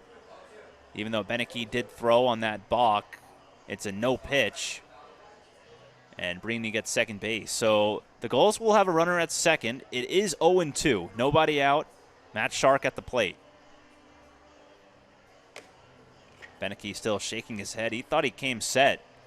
And I got to tell you, I wasn't paying close enough attention. Yeah, I've missed a lot of balks this year. I mean, it's certainly going to be in the back of Beneke's mind now that he has to come set. Does come set here, 0-2, fouled back. Fastball to Matt Shark from Southern Illinois. Had a great season in which he blasted 5 home runs, 21 RBIs. Brini leads from second. He's got speed. Fastball high and outside. Almost got Shark to go. They'll appeal over to second. And they'll say no swing, 1-2. Normally you see an appeal go down the first base line with a right-hand hitter up, but only 3 umpires in the NECBL, so kind of got to make do with what you have. The 1-2 is a little bit low, 2-2. Shark, the number 8 hitter. On deck is Jacob Burley.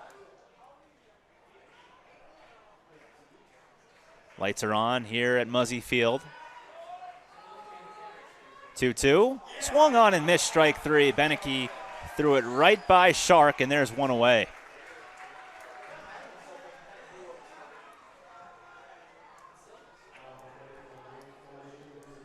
And that it will be Beneke's second strikeout as Jacob Burley will make his way to the plate.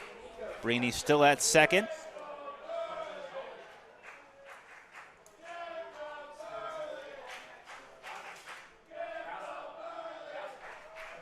And that first pitch is going to be outside, 1-0.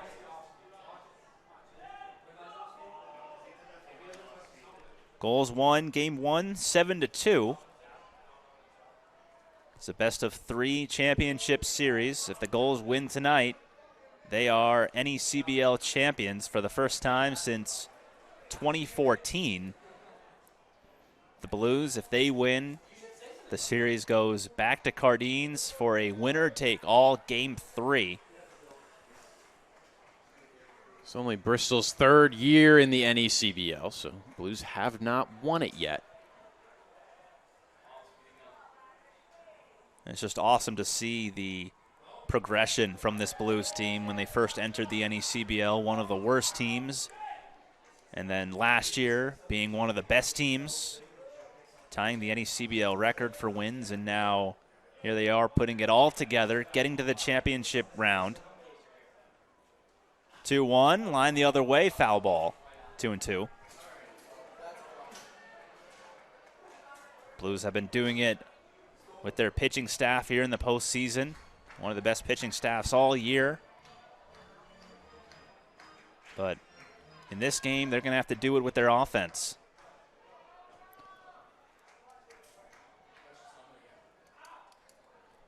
Brini leads from second to 2-2. Breaking ball, pulled foul. Couple good swings in this at-bat by Jacob Burley. Burley tonight 0 for 1.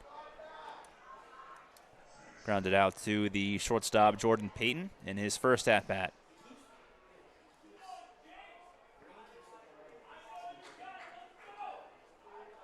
Went 1 for 3 with 2 runs scored and an RBI in game one, as that one is taken low. 3-2.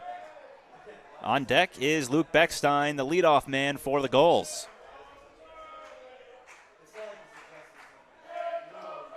We got a Jacob Burley chant here in Bristol from the Newport Gulls fans. The 3-2 pitch, fouled away. Making Beneke throw a lot of pitches. He's up to 48 in 2 1/3 so far. Third pitcher of the night used by the Blues.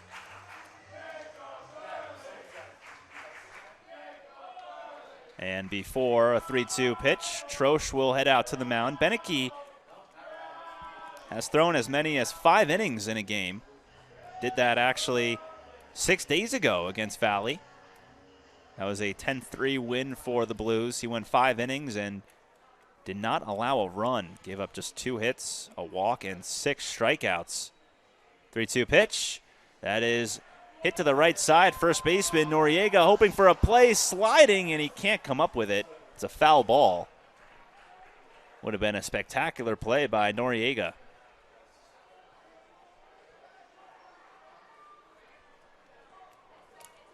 Fixing his socks. But what an at-bat here by Burley. It's got to be pitch number 10. Yeah, this has been very impressive from Jacob Burley, and we'll see how it plays out, but Nico Brini had a good jump if that ball was caught by Noriega. This will be the 9th pitch of the at-bat. Reach for, hits it left field, base hit. Brini speeding around third. He will head home. The throw from Arnone is on target, but it's a little late. An RBI single for Jacob Burley. The Gulls have the lead back, and Burley is into second on the throw.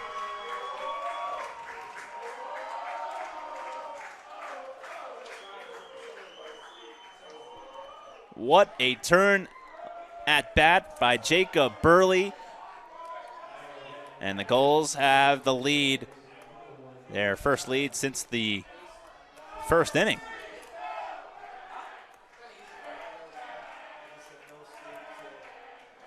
And now it'll be Luke Beckstein with Burley at second base. Beckstein tonight 1 for 2 with a run scored. And that one blooped into right field. That's going to be a base hit. Rounding third and stopping there is Burley as the right fielder Rios gets the ball in. Beckstein had thoughts about going into second, but he'll stay put at first. His second hit of the game. Runners at the corners, 1 away.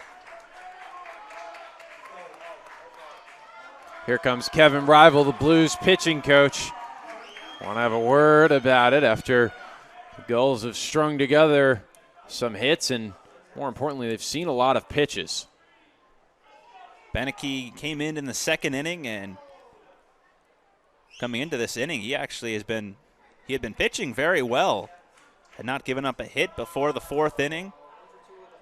And Nico Brini led off this inning with a single, and then the balk, and you got to wonder if that balk has been in the back of his mind, because you can tell Beneke on the mound was not happy. He was shaking his head even after the manager of the Blues went out there and spoke with him. He was not happy at all. And since then, he has given up 2 singles.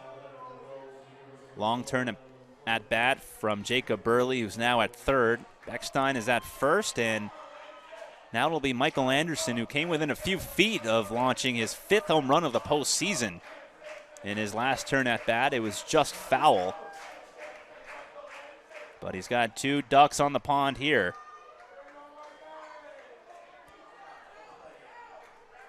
The infield stays back for the Blues. First pitch by Beneke's in there for a strike, 0-1. Anderson has been on base twice, was hit by a pitch, and he was walked. Also has a run scored. 0-1, line the other way, a base hit for Anderson. That'll plate a run as Burley comes home to score. It's now 6-4 Gulls.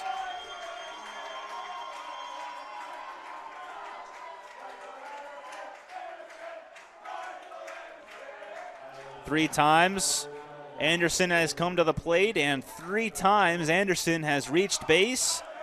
And now it is Tyler Hare, who came up in a similar situation back in the first inning and launched his 12th home run of the season, a 3-run homer. First pitch breaking ball on the outside corner for a strike, 0-1.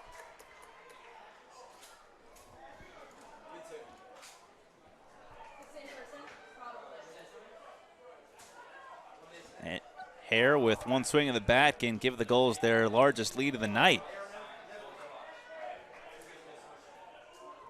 They were up by as many as 4 runs. The Blues came right back, and they scored 4 runs in the bottom of the second. Both teams went scoreless in the third, and now here in the fourth, the Gulls are right back to it, and that one gets away from Troche. The runners will move up 90 feet. Beckstein into third, Anderson into second. It'll be a pass ball charged to Troche.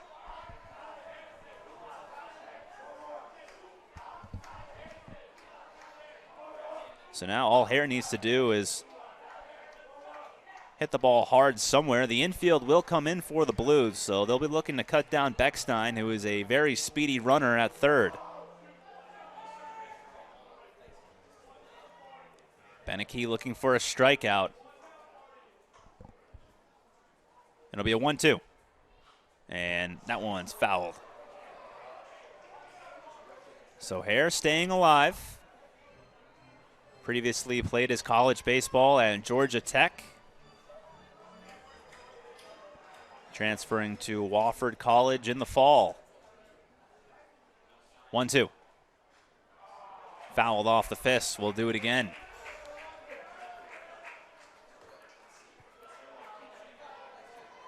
It's been a very slow-moving game in the fourth inning, and we're already a little bit past 8 o'clock here. Lots of runs. There's your answer. 1-2. That is going to be lifted. Left side, foul territory, and Perillo cannot come up with it.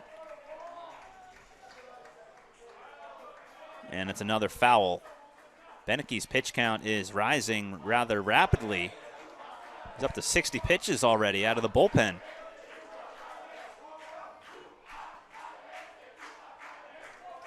1-2. And that one a little low, 2-2. Boxed at the plate by Troche. Did a nice job keeping it in front of him. Slade Alford waits on deck. Beneke really needing a strikeout here. Hare making it tough on him, fouls it back, 2-2. There is some action in the bullpen for the Blues. Saw Tommy Hughes go down. I'd imagine that's who's warming up. And Hughes pitched in game 1. 2-2, pulled foul. Hughes has been great all year. Really, anyone that comes out of the bullpen for either of these teams have been great all year. It's one of the main reasons why these two teams are 1-2 in ERA in the NECBL. 2-2, and that's going to be taken. 3-2. It's probably why they're going to finish 1-2 in whatever order in the final standings. I mean, you could say teams have better record, but teams who make it to the championship are the two best. 3-2. Another foul ball by Tyler Hare. This at-bat is never ending. Hare and Burley as well earlier in the inning, just making Beneke throw so many pitches. This will be the 12th pitch of the at-bat to Tyler Hare. And he swings and misses, strike 3. The tag is applied, 2 away. Huge strikeout as Beneke wins that battle.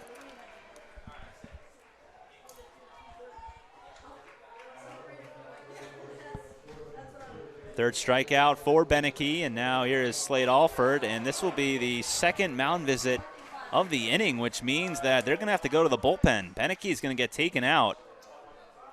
It's going to be the 4th pitcher of the night for the Blues, and we're only in the 4th inning.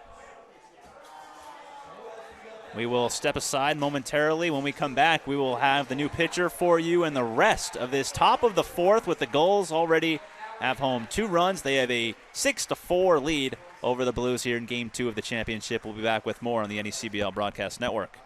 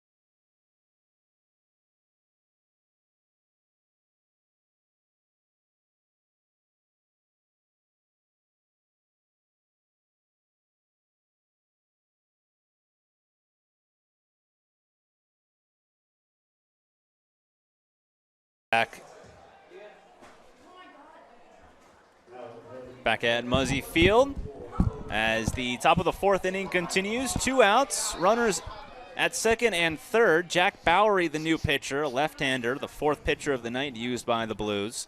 He'll face the Gulls' third baseman, Slade Alford. This is a Johnny Holstaff game for the Blues. That one's in there for a strike, 0-1. Bowery so far on the season, 5.22 earned run average, making his first appearance of the postseason. Gives the Gulls a little bit of a different look. He's a lefty. And that one's fouled away, 0-2. Last appearance for Bowery came on July 30th. So a little over a week ago. It was a 5-0 win against the Sanford Mainers.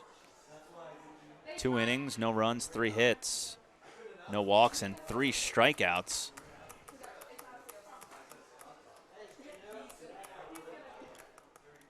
From North Haven, Connecticut, and Marist College. Stands at 6 foot, 180. Those runners at second and third are Luke Benecke's base runners. The 1-2, outside, gets away from Troche. Here comes the 7th run of the night for the Gulls. It is Luke Beckstein. Anderson pulls into third on that wild pitch thrown by Jack Bowery. Unfortunate for the Blues, who clawed back in the bottom of the second to then give up runs and run on a pass ball. And a couple of these runs have been putting to scoring position on box and pass balls.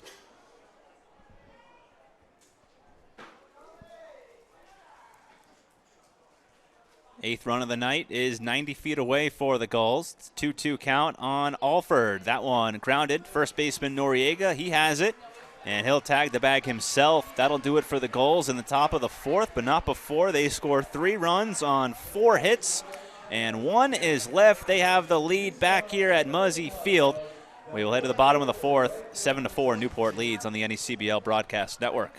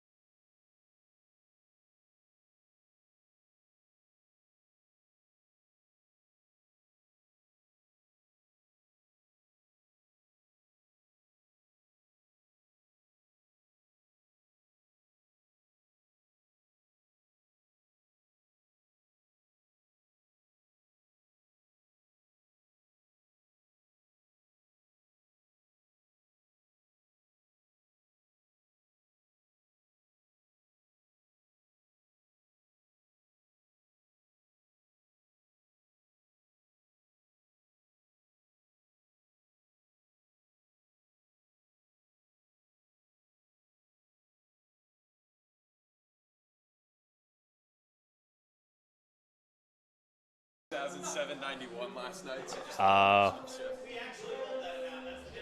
Oh, we're good. We can come back. We're good? Thank you. Back here at Muzzy Field, bottom of the 4th inning, 7-4, Gulls with the lead. Quinton Pelzel, Ben Mihaljevic with you, bringing you Game 2 of the NECBL Championship. The Gulls win. They win their 7th championship. If the Blues win, we're back at Cardines tomorrow night for a decisive Game 3. As the first pitch from Umberger is up high, 1-0. Peyton just tried to bunt for a hit to get something started here in the 4th for Bristol. Umberger has struck out 3 batters in a row. 1-0 is outside, 2-0. So it's Jordan Payton, Connor Goodman, and Gavin Noriega due up as they try to claw their way back again. 2-0, and that's in there for a strike, 2-1. Looked like the splitter from Umberger. Gulls got the scoring started all the way back in the top of the 1st inning. They scored 4 runs. And then an inning later, the Blues, they scored 4 runs of their own, as that one is in there for a strike, 3-2. It was 4-4. An inning went by with no score. We thought that it was going to be a pitcher's duel between pitchers out of the bullpen, but not so fast, say the Gulls, and they scored 3 runs in the top of the 4th. Blues will try to answer here, and down goes Peyton on the splitter from Umberger. That is now 4 straight strikeouts for the lefty from Toledo. I had mentioned the Blues struggled against left-handed pitching, but not like this. Bristol hit 166 against lefties in the regular season, and Grant Umberger taking no prisoners tonight. Umberger's 3rd appearance of the postseason. He's 1-0, and he is putting this Gulls team on his back right now. Trying to silence this all of a sudden hot Blues offense. Pitch is outside, 1-1. Blues scored 2 runs in all of game 1, and have already scored 4 here. Connor Goodman, the hitter, 1-1, is taken low, 2-1. Umberger stands at 6'4", 230. Played this past year at Virginia Tech. 2-1 is outside, 3-1. He announced his commitment to Toledo a couple weeks ago now. 3-1. Swing and a miss. Change up. That's his strikeout pitch. He loves to go with that splitter / change up grip, and he got Goodman out in front there, looking for his 5th strikeout in a row now. 3-2 pitch, and it's inside, ball 4. Might have even hit Goodman. So Goodman will head down to first. Second walk of the night given up by Umberger, and now here is Gavin Noriega, the left-handed first baseman.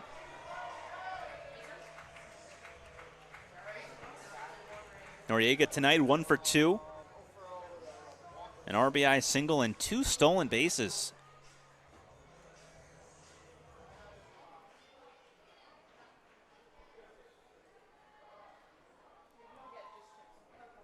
First pitch is going to be taken a little bit high, 1-0.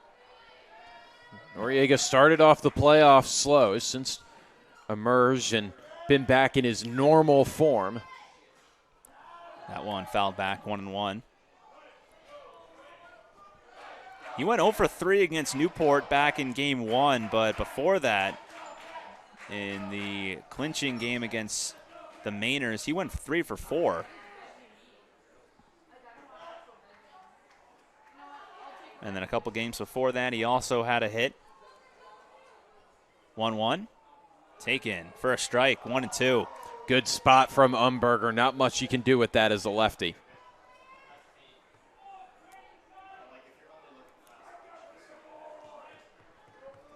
Brainy out in center field, shaded a little bit the other way. Big gap out in right center field. 1-2, pulled down the right field line, and that one is foul. Noriega just sort of chopped at that ball. I'm not sure how he got much air on it. That one had home run distance, too.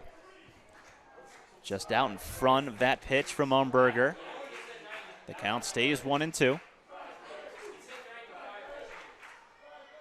Swing and a miss. Splitter from Umberger. 5th strikeout of the game. And there's 2 away. All of Umberger's outs have come by the strikeout.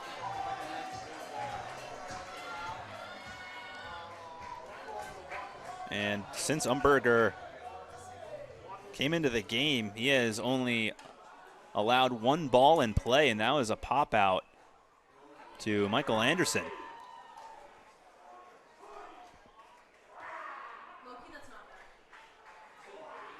So these hitters have not been putting the ball in play. It's either been a strikeout or a walk. The 0-1 is swing and a miss. 0-2. So Umberger on the verge of getting 3 strikeouts for the 2nd straight inning. Sky Selinski down in the count. Takes one inside. That's a bold take. Almost too close to take on a 2-strike count. You had Colby Branch, the shortstop for the Gulls, starting his walk towards the dugout, thinking that was going to be strike 3.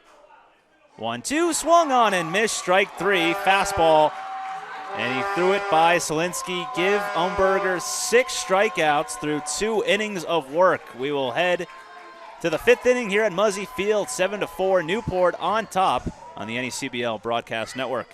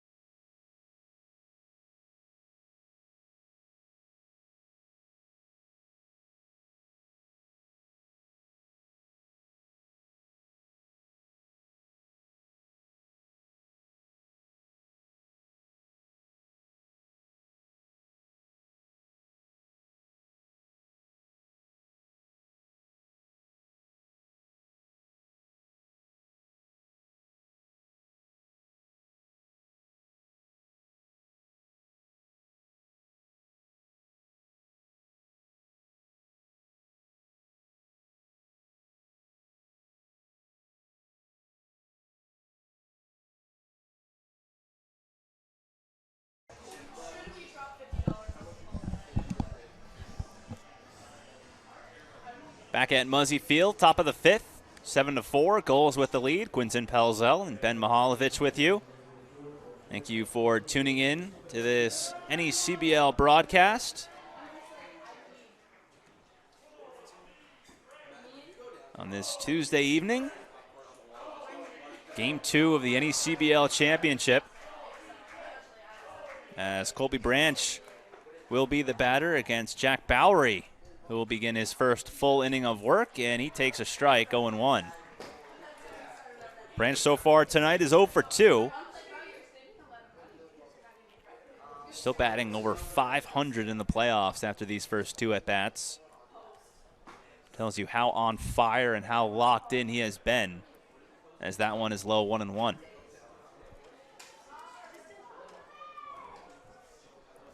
Two home runs, 12 RBIs on the postseason for Branch. Bowery works out of the windup with nobody on base. And that's a strike, 1-2. Bowery also the first lefty of the evening for the Blues, and the 4th total pitcher. So it literally has been all hands on deck for Bristol. One, two, blew it right by him. Strike 3, 2 down. Excuse me, 1 away. Bowery's been good at times this year for Bristol. He tends to leave fastballs in the middle of the zone, and those will get hit, as they will for any pitcher. But when he's hitting his spots, it's very hard to touch his stuff, and he's got a mean breaking ball. Certainly been tough through the first 2 batters that he has faced since coming out of the bullpen. The batter now is Billy Butler, and he swings to the first pitch and lines one into center, but it's going to hold up for Selinsky, and there's 2 down. So 2 quick outs, and Nico Brini will step to the plate. He's 1 for 2 tonight. Singled and scored back in the 4th inning. Gulls with a 7-4 lead.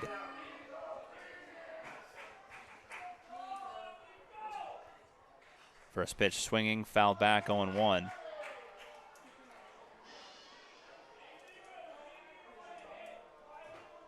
It's been Brini and Freeman out in center field in the playoffs for the Gulls.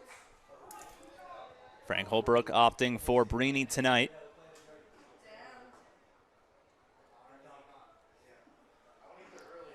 Brini also started in Game 1. The same exact starting lineup for the Gulls, just like in Game 1. If it ain't broke, don't fix it. Scored 7 runs a couple days ago and have scored 7 runs tonight, and they're on pace for even more. 0-2, fouled away.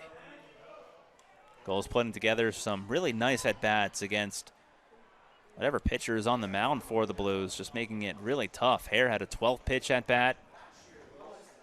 Burley had a 10-pitch at-bat.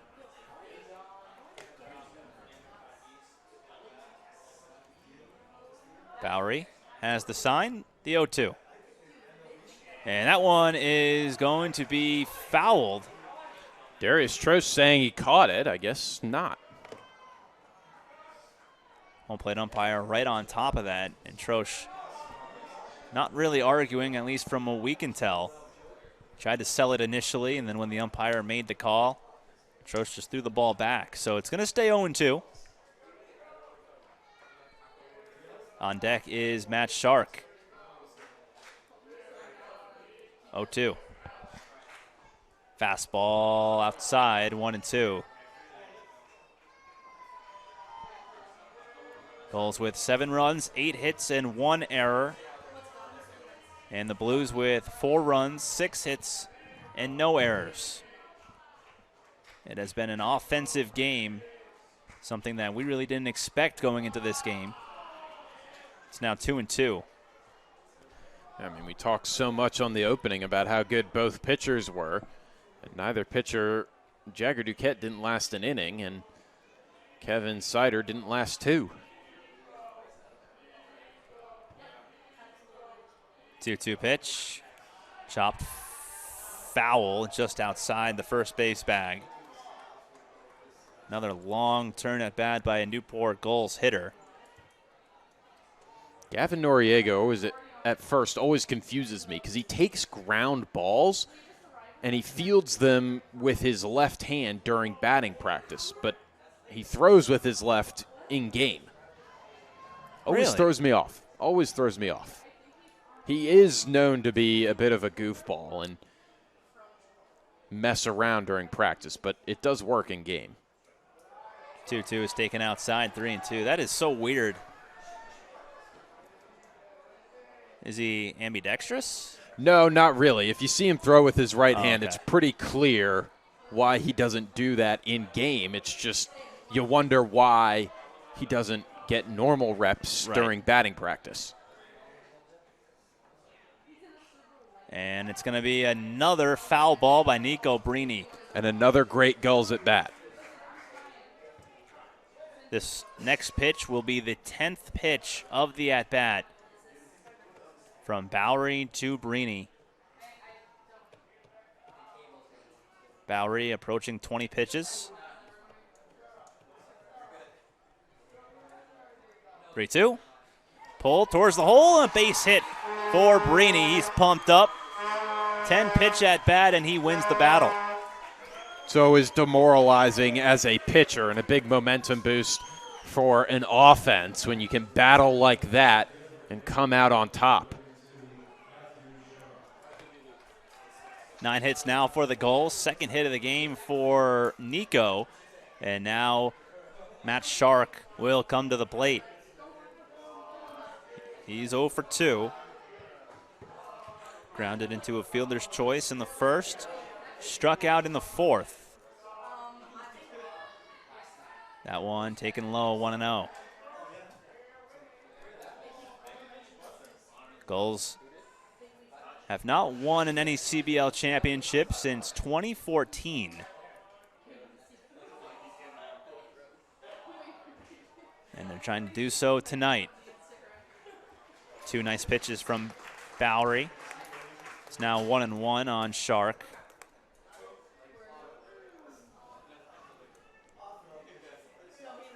Top of the 5th inning.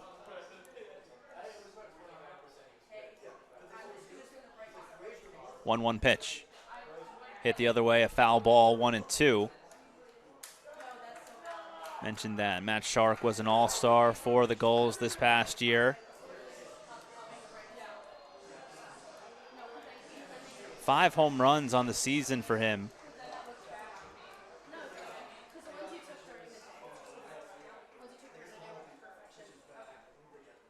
Became a fan favorite. 1-2. Swung on, hit on the ground to the left side. That's Peyton. He's got it. Throws on the run, and he retires Matt Shark. And that'll do it for the Gulls. here in the 5th.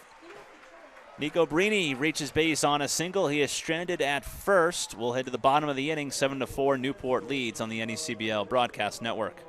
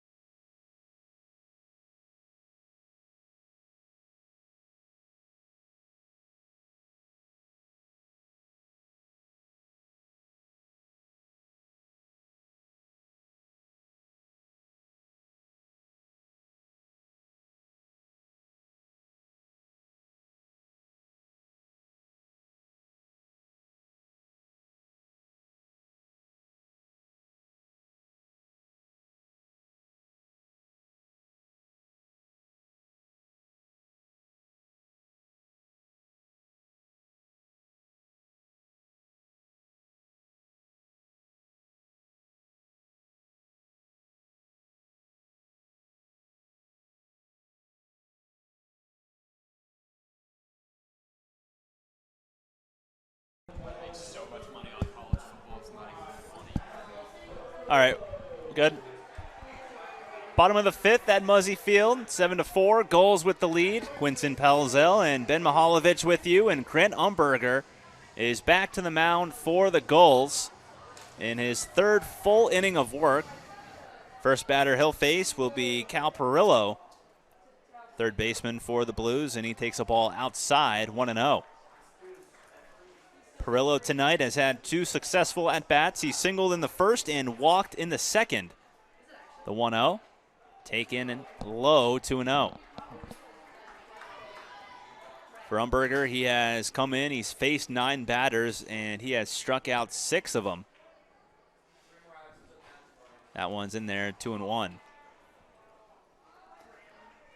Umberger, the 2nd pitcher of the night used by the Gulls. Kevin Sider went an inning and 2/3, gave up 6 hits, 4 runs. 2 of them were earned, 2 walks, and a strikeout, as that one is lofted out to right field. Easy play for Hare, and there's 1 down.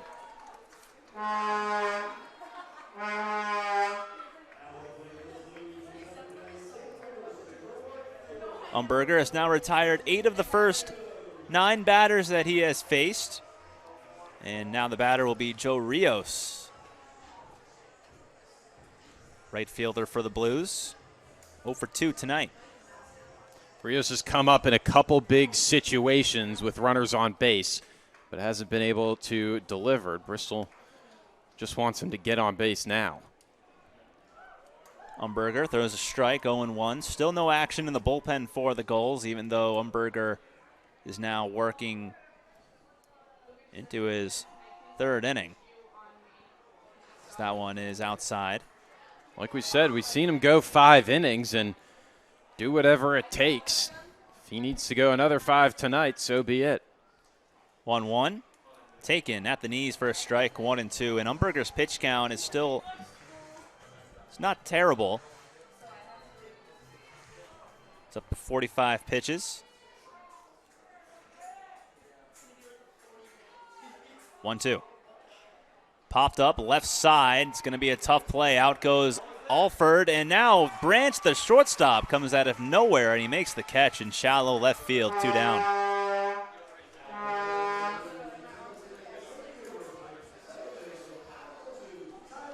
Tyler Fode will now step to the plate. Another left-handed hitter in this Blues lineup.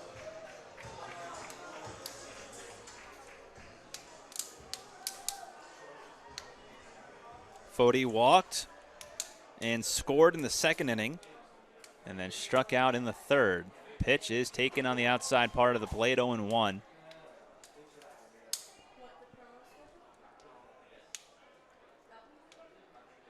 Umberger has thrown 30 strikes and 17 balls. So that one is fouled away, 0-2.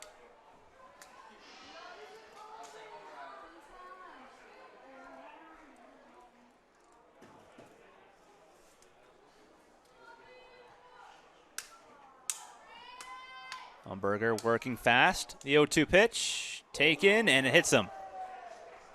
Fode is hit, looked like right on the thigh.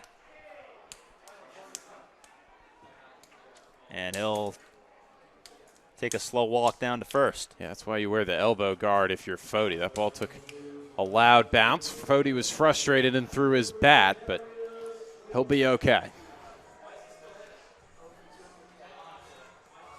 So he is aboard at first with 2 away. And now the batter is Darius Troche. Troche 1 for 2.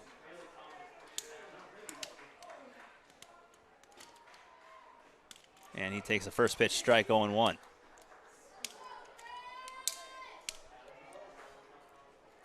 Troche struck out against Umberger back in the third.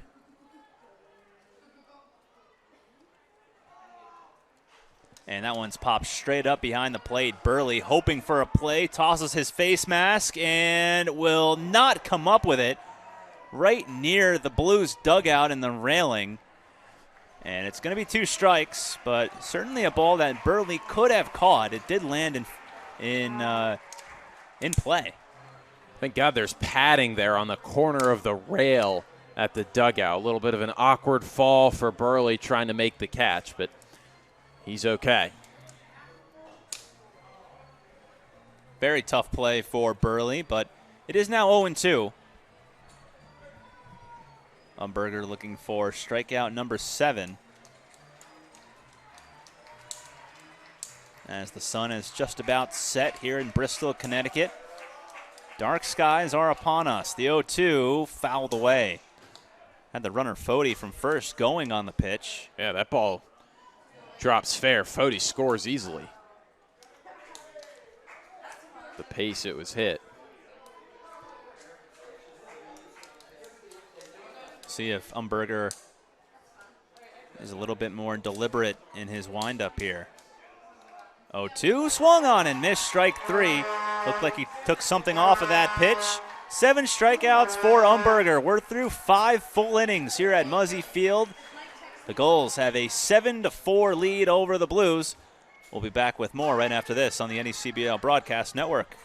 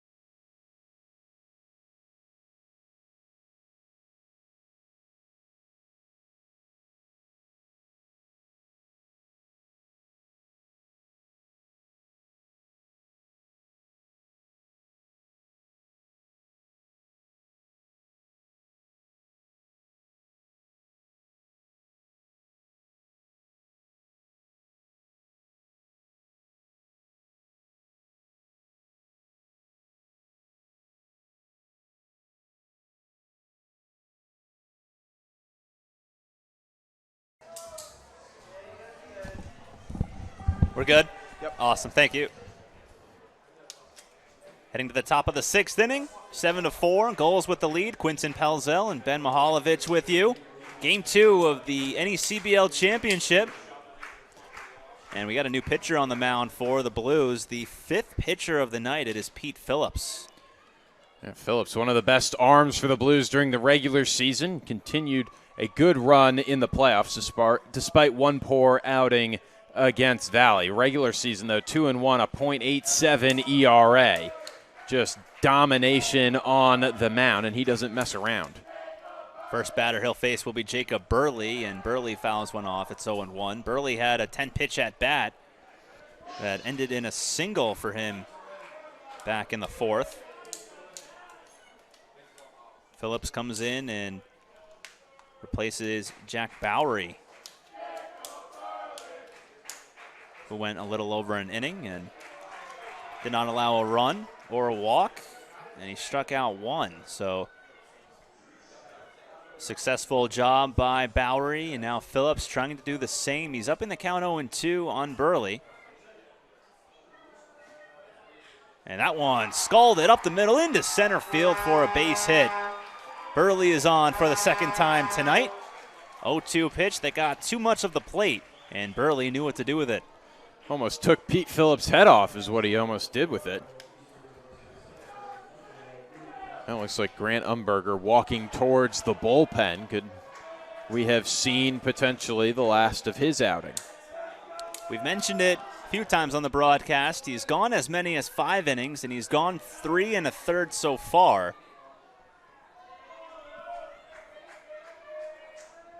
And we'll see as Beckstein shows bunt, pulls back. Troche doesn't know where the ball is, but turns out it's right in front of the plate, and Burley stays put at first.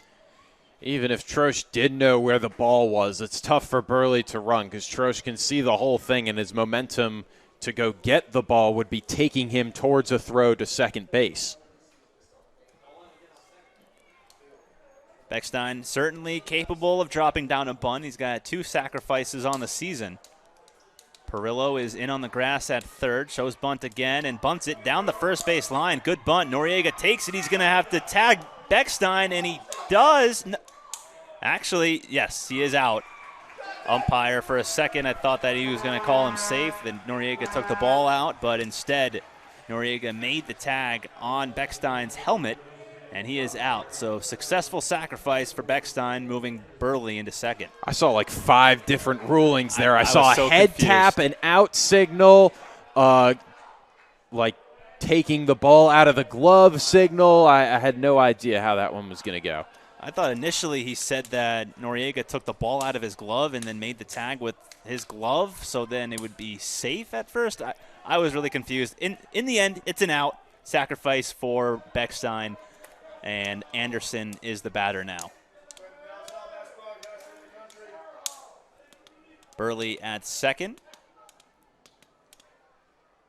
And Phillips steals a strike 0-1. Anderson so far tonight has been on base all 3 times. Hit by a pitch, walk, and he had an RBI single in the fourth. Brought home Beckstein. Burley leading from second, 0-1, taken a little low, 1-1.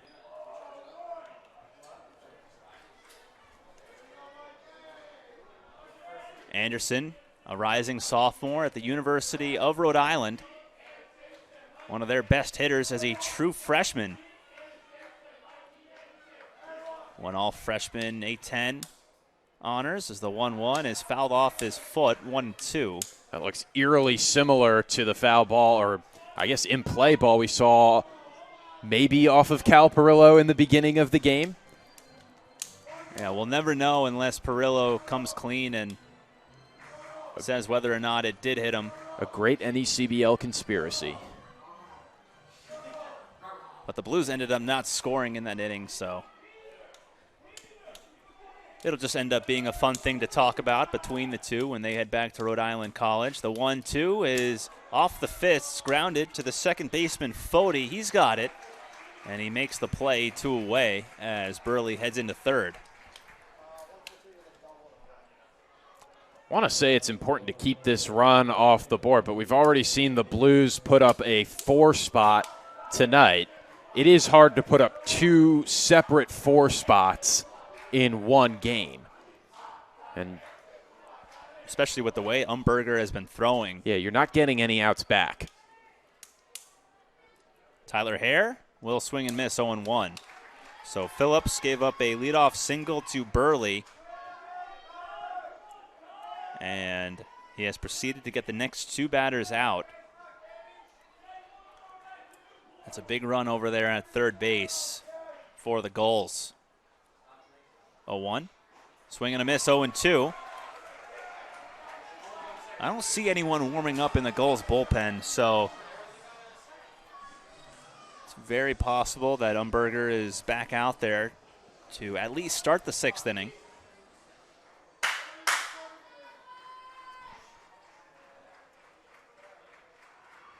Phillips comes set.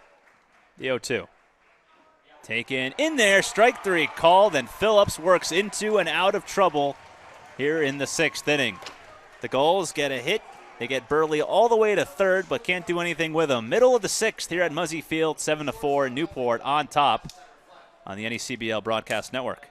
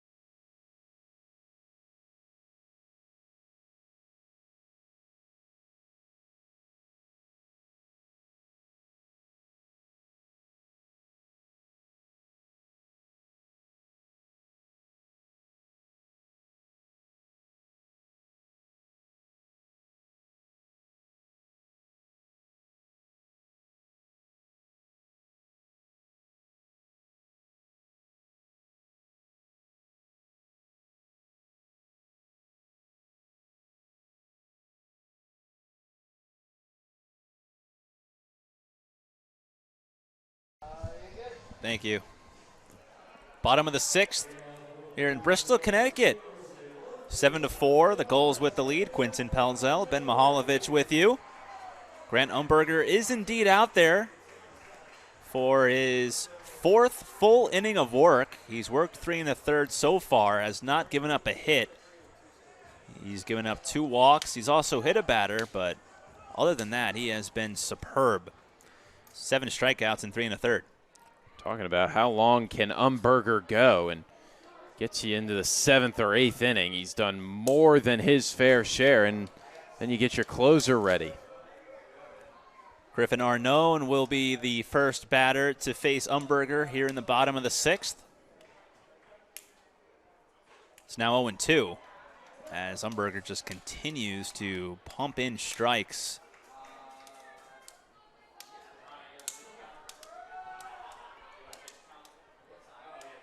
(0-2) to Arnone is outside. 1-2. It'll be 9-1-2 for the Blues. Arnone, Payton, and Goodman due up as they just try to get some base runners and scratch across at least 1 or 2 runs to make it easier for the later third of this game, as that one is up and in.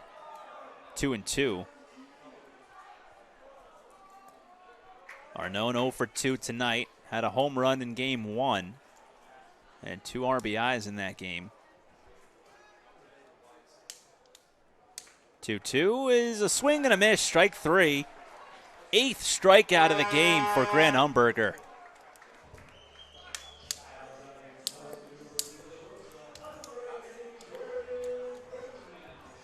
And we are now back to the top of the lineup. For the 4th time, Jordan Payton will step to the plate. He's had a terrific night. 2 for 3. 2 singles, an RBI, a run scored. takes a strike, 0-1.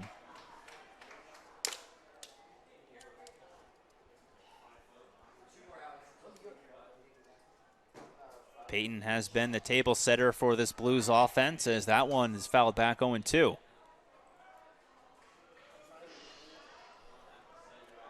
Umberger is now up to 60 pitches on the evening, 40 strikes, 20 balls. 0-2 on the ground, left side. Branch can't field it.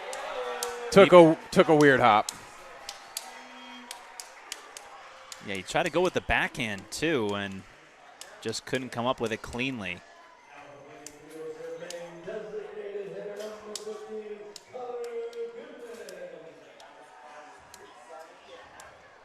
So that'll be an E6 on Colby Branch.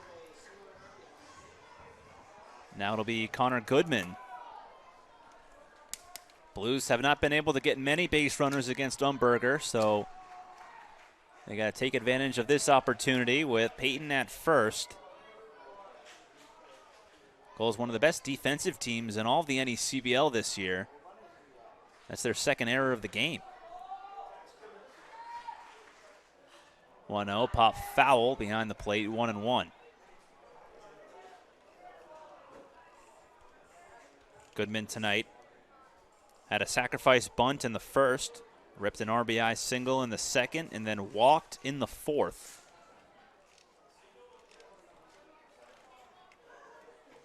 So he's 1 for 1.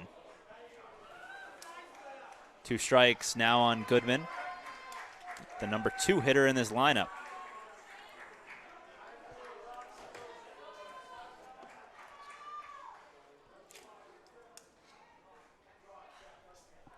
Another foul ball.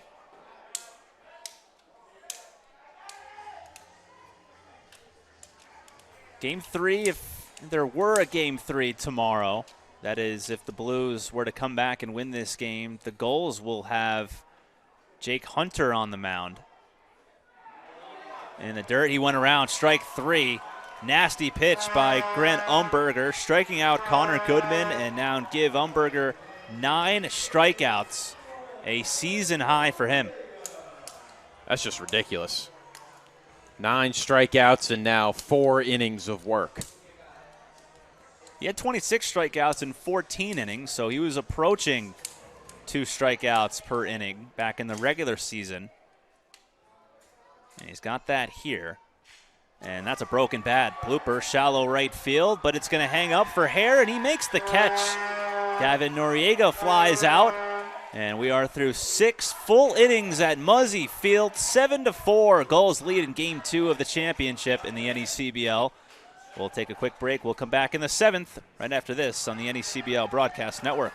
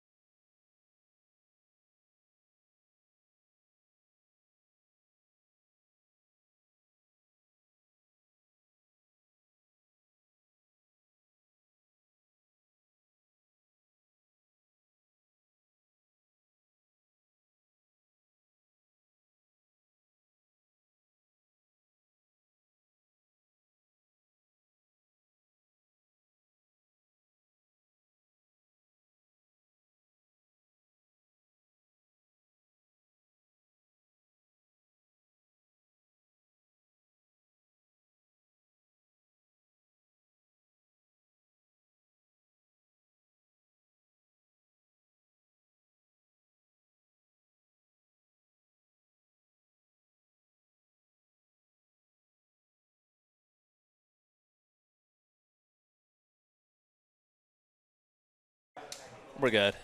Thank you. Top of the 7th inning at Muzzy Field. I'm Quentin Pelzel. I'll now hand it off to Ben Mihaljevic to take you the rest of the way. Ben? 7-4 Gulls in the top of the 7th inning and approaching closing time if you're Bristol. Not many chances left to get these runs back. Slade Alford leads off the 7th for the Gulls. 1-0 is the count to Alford. Pete Phillips is in for his second inning of work. That may be a sign of desperation from Bristol. The pitching staff is trying to get anyone out there who can hold Newport at 7 runs. And maybe if the Blues knock out Grant Umberger, can push across a couple more. 2-0 to Slade Alford.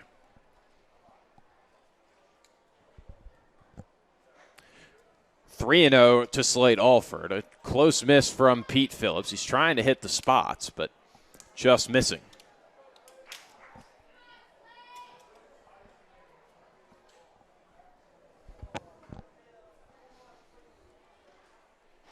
Right down the middle, 3-1.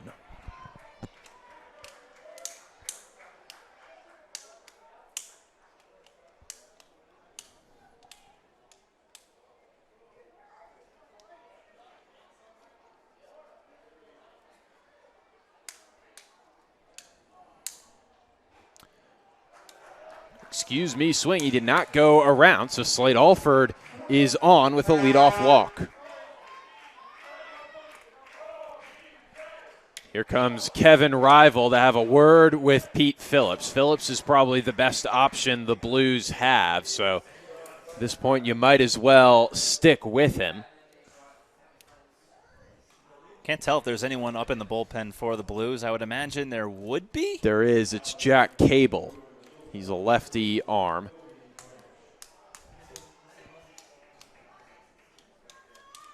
Blues might even have to use Brent Francisco, the big closer, in relief just to hold Newport and give the offense a chance. And if they use him, I mean, that would be all the best arms really here in Game 2 and Game 3. If we do get there,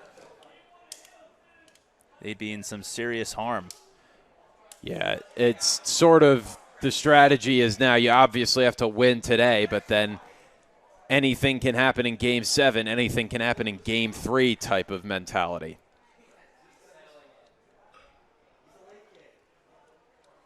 Want to know the count to Colby Branch, now 1-1.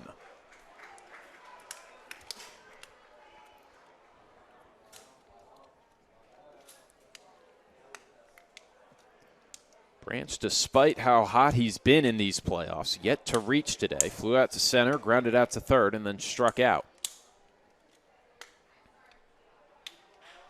Ground ball to third. Perillo to Fody, and Fody loses the ball on the transfer. The out is still recorded at second, but Colby Branch is finally on base in the form of a fielder's choice. Good call by the umpire at second base. Fody clearly caught the ball, and then on the transfer, we're trying to complete the double play and just lost the grip of it. So nice job by Cal Perillo. So sure-handed over there at third. I mean, if you just plopped into this game and not knowing anything about Cal Perillo, you would think that he's been a 10-year veteran over there at third. Yeah, Perillo tends to make things a little awkward. He gets the job done, but doesn't always look the smoothest while doing it. 1-0 now to Billy Butler. He had an RBI single to push across the fourth run in the top of the first inning for the Gulls.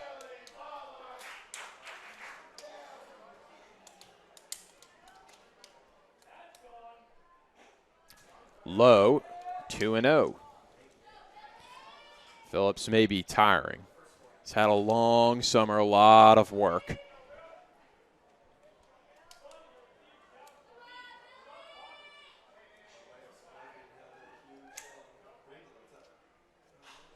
Line the other way, foul towards the Newport pen. And again, from what we can tell, no one warming up in the Gulls bullpen. And the way Grant Umberger has been pitching, why should there be? Yeah, Umberger 4 1/3 to this point. He's worked as much as 5 innings.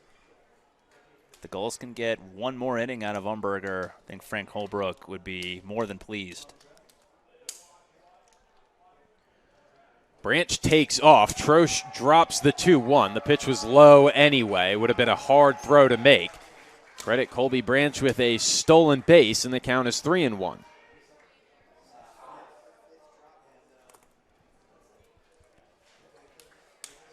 Now, if you're Phillips, you have a couple different options. Go right after Butler or just put him on, and that's exactly what they're going to do, and they're going to face Brini.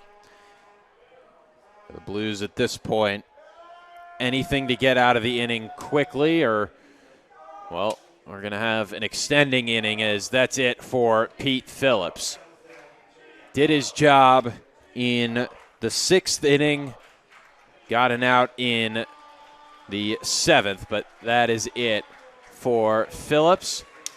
And it looks like Jack Cable is indeed coming in. We'll take a quick break on the NECBL Network.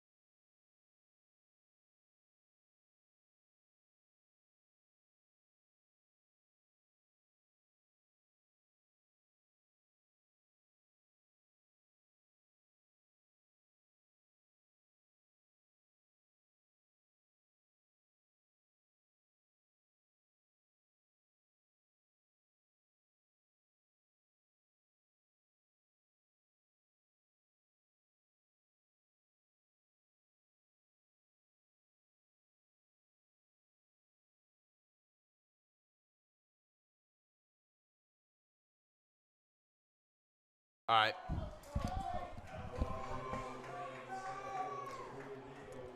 Jack Cable, the arm for the Blues to face Nico Brini. Lefty-lefty matchup. Top of the 7th, 7-4 in favor of Newport. Runners on first and second with one out. Jack Cable out of Quinnipiac trying to get the Blues out of a jam and hold the lead at 3. Brini takes outside, 1-0. Cable 3 appearances in the regular season, 2 in the playoffs. Yet to allow an earned run, and the 2 guys on base are not his responsibility.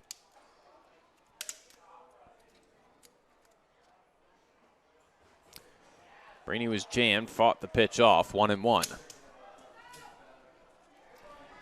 Quentin, you were saying earlier that Cable is tough for lefty batters because he really comes around. Yeah, he's got that unique delivery for a lefty where it seems like he steps towards first base, delivers the ball across his body, and it is just really tough for a left-handed hitter to pick up the ball. 1-1 to Brini. Big cut and a miss. Brini was way late, 1-2. Noah Smith looks like he is in the on-deck circle. He's going to get set to pinch hit for Matt Shark.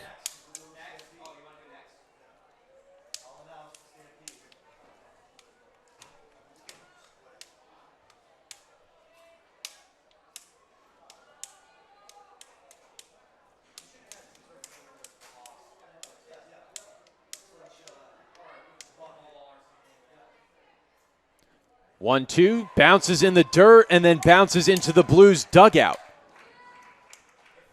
So the runners just get the base that they would have gotten anyway. That makes it second and third, I apologize, with one out. And again, takes the double play out of order. Yeah, that's a big play. That's going to force the infield to come in, and now a single will give the Gulls 2 more runs to add to their 3-run lead.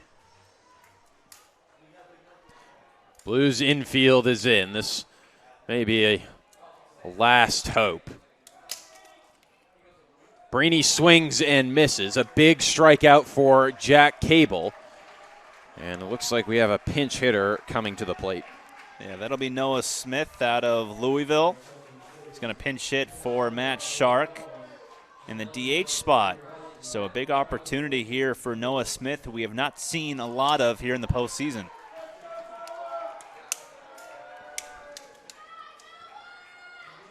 Bristol is down to its final 9 outs and down 3 runs. Need to retire Smith without any further damage. The outfielders are playing pretty deep. Infield at regular depth with 2 outs, 1-0 to Smith. Smith played his college ball this past year at Louisville, but he is transferred now to Illinois State University.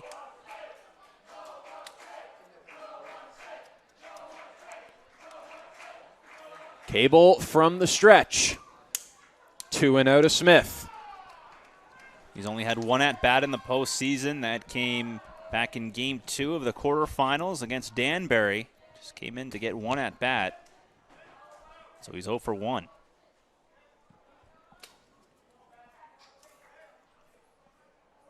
Cable with a long look in, ready for the 2-0. Well inside, 3-0. This thing, Cable does his job against the lefty batter, but now struggling against the righty.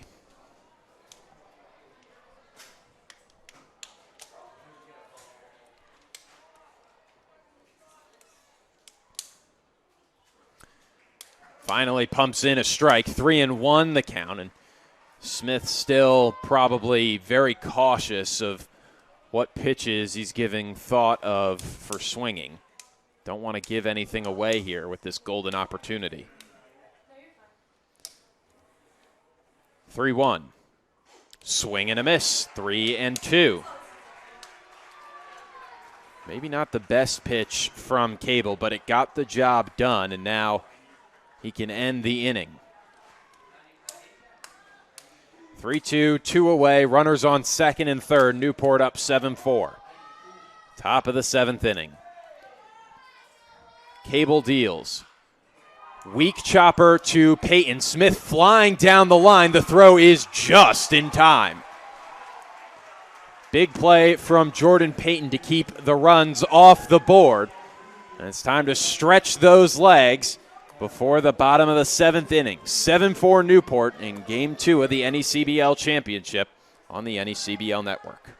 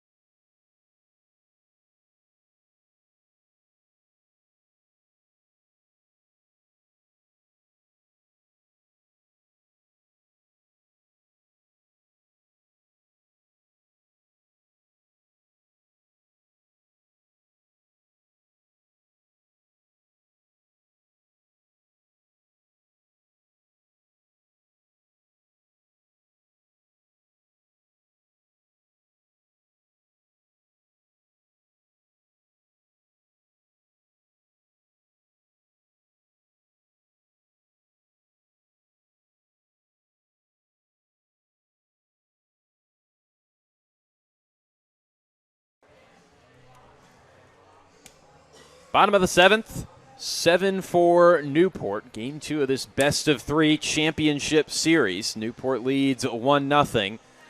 9 outs away from title number 7 are the Gulls. Bristol has put up a crooked number tonight. Bottom of the 2nd, put up 4 runs, but that's been it for the Blues. The hitting has not been super consistent.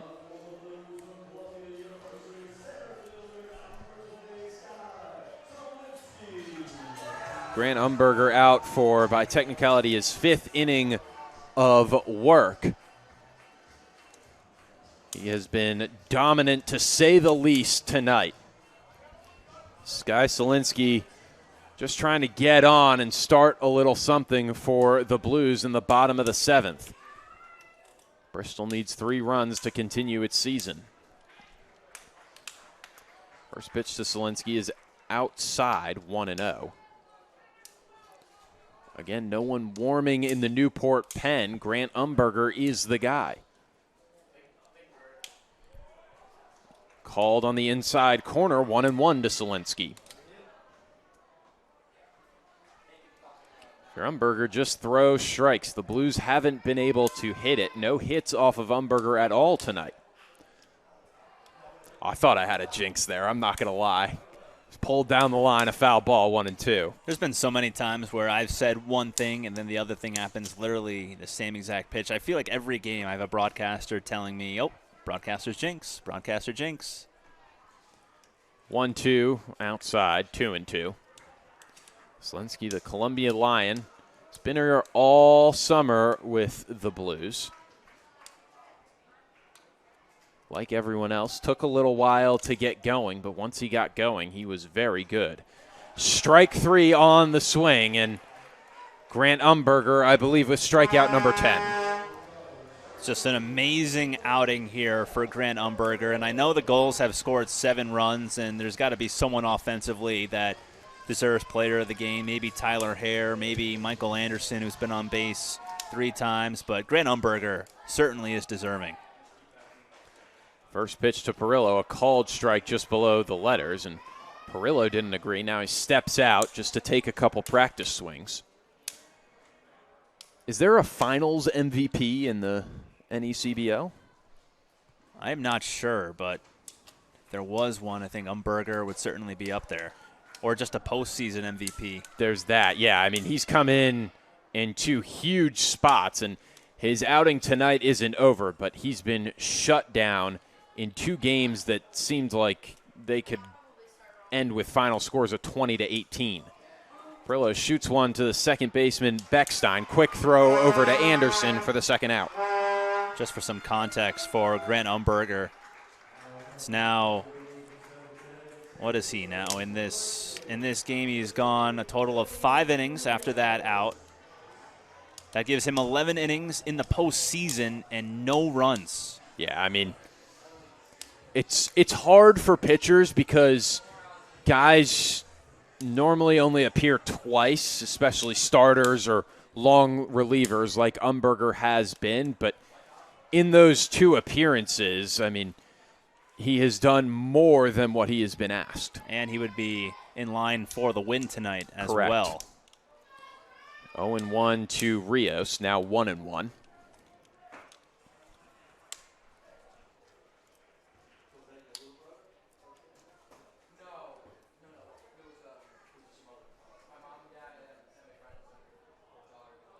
One to Rios, bounced foul down the first baseline, 1-2. Umberger has retired 11 of the last 12 batters that he has faced.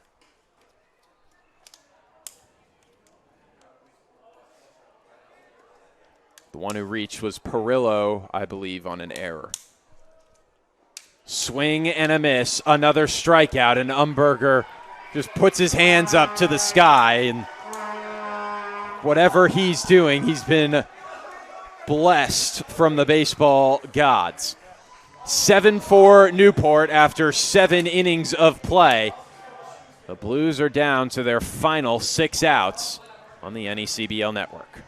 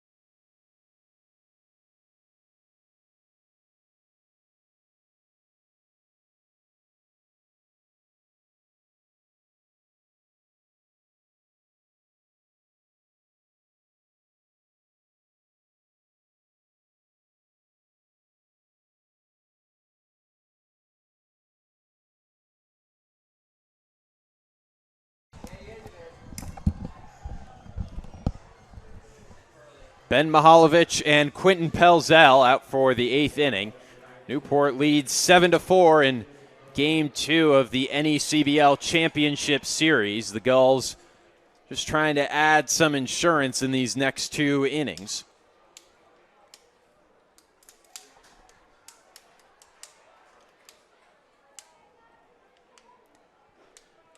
First batter of the inning, Jacob Burley, takes ball 1 low, 1-0 the count.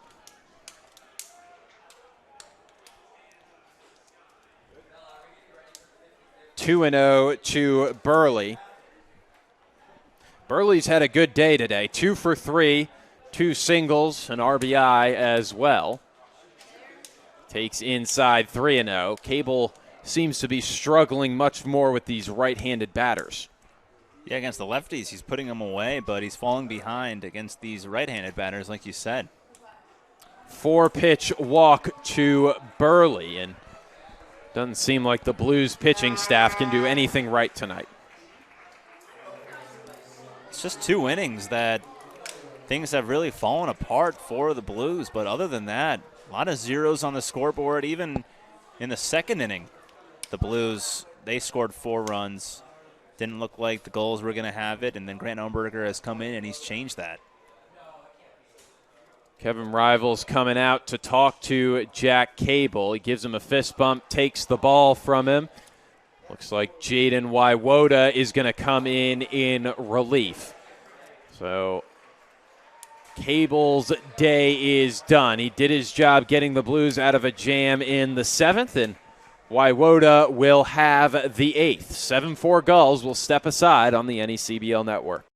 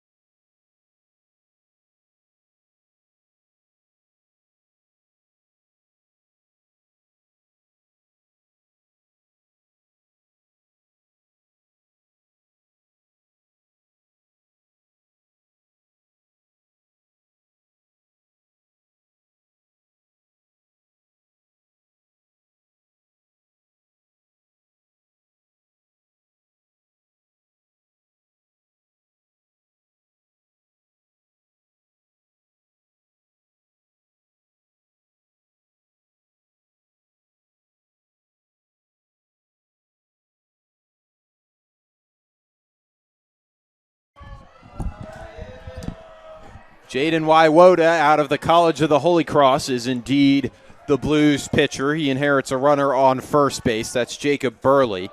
Top of the order coming to bat for the 5th time for Newport.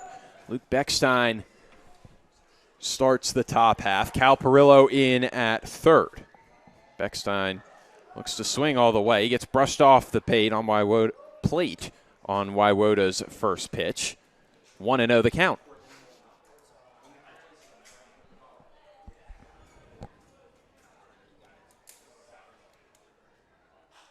Line the other way, foul. Again, no warming in the Newport pen. Grant Umberger looking for his 6th inning of work.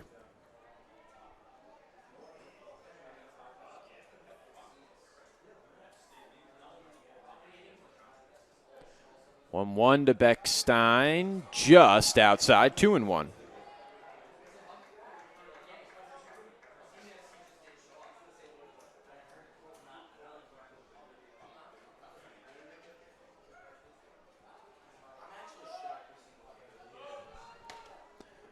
Two and 1 to Beckstein.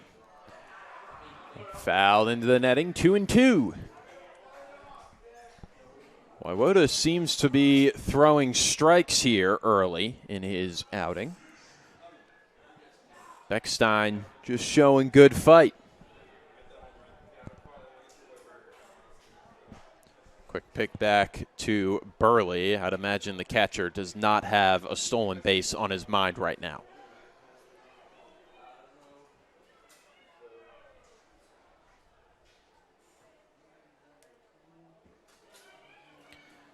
Foul ball, maybe lucky for the Blues as the foul ball got back into the padding behind the backstop, and you don't want to try and race the speedy Beckstein to first.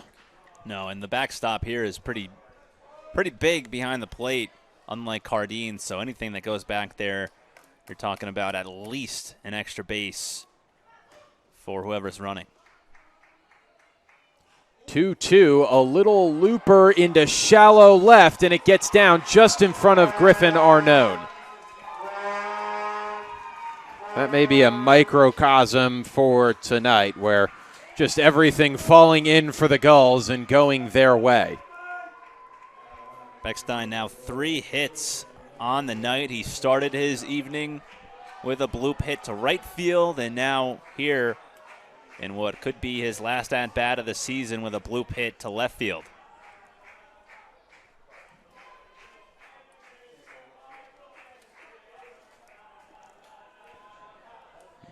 Michael Anderson checks his swing. It doesn't even go down to first base. He did go around. 0-1 the count.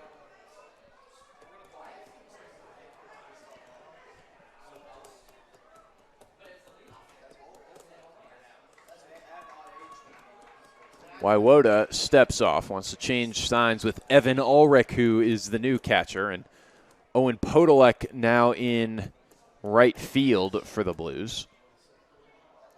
0-1 to Anderson. Swing and a miss, 0-2.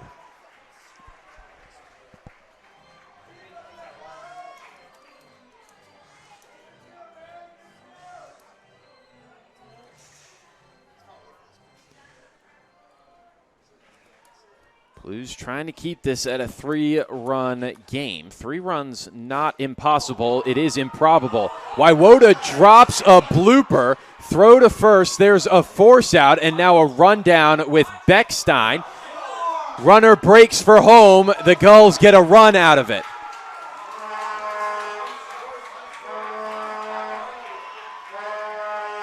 So the Blues get 2 outs, but I'm sure Newport is more than happy to trade said 2 outs for another insurance run. 8-4 Gulls. Yeah, of course they are. Great base running by the catcher, and Jacob Burley got the third, and then noticed that there was a rundown happening between second and first, and Noriega didn't pay Burley any attention. Noriega was just trying to get the out, and Burley came home to score rather easily. So now it's 8-4. The Blues being doubled up. It was an awkward play because Waiwoda thought he had a catch on the broken bat and then dropped the ball, and then you have to be careful not to mistake force outs and where they are. He got the easy one at first, but then that wipes off the force everywhere else. 1-0 to Tyler Hare, low. 2-0. Yeah, pretty confusing even for diehard baseball fans. I can only imagine if you're watching at home and baseball is not your number one sport or you're new, you're probably just like, what the heck just happened there?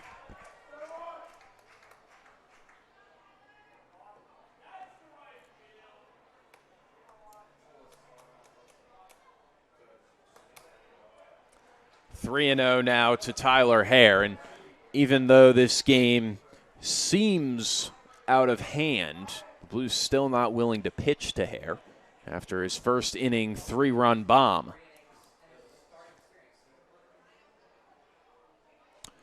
Now Waiwoda pitches to him, a strike right down the middle, 3-1.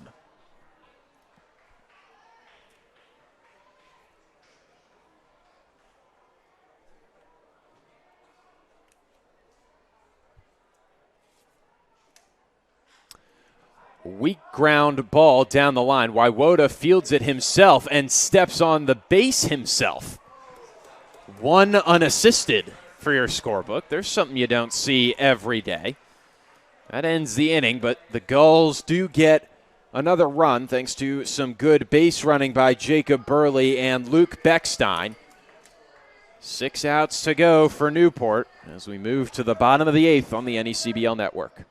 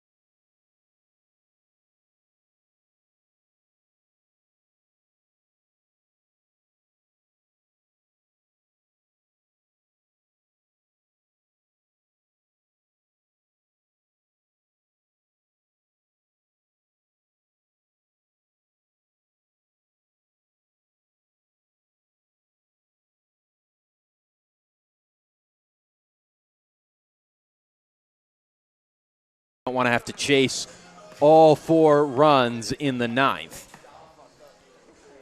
Grant Umberger has been absolutely dealing. 5 1/3 so far with 11 strikeouts. And somehow he wasn't the starter. Strike right down the middle to the lefty, Fody. And said it before, I'll say it again. The Blues not great this year against left-handed pitching. Makes it much more difficult when you're throwing lefty batters up there. But these are the best hitters available for the Blues. 1-1 the count to Tyler Fody.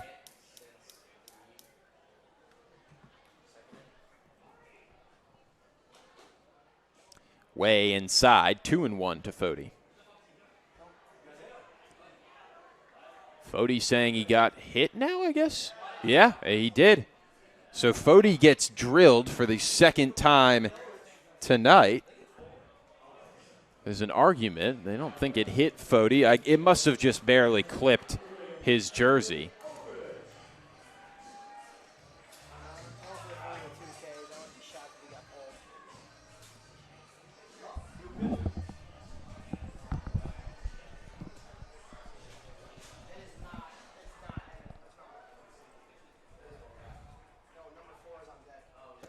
So everybody out of the Gulls' pen. This is going to be it for Grant Umberger. What an outing. Yeah.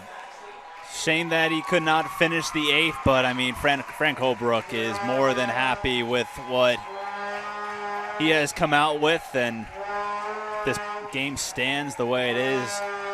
He's got to be – he's be my MVP for sure. Yeah, I'd have to agree. Hugs all around for Umberger. We'll take a quick break, give you his final line, or as close as we can get with his responsibility at first, and the new pitcher on the other side. That's Braden Ostrander. Okay. Ostrander. 16, yeah, from Florida Atlantic. Ostrander. What's his first name?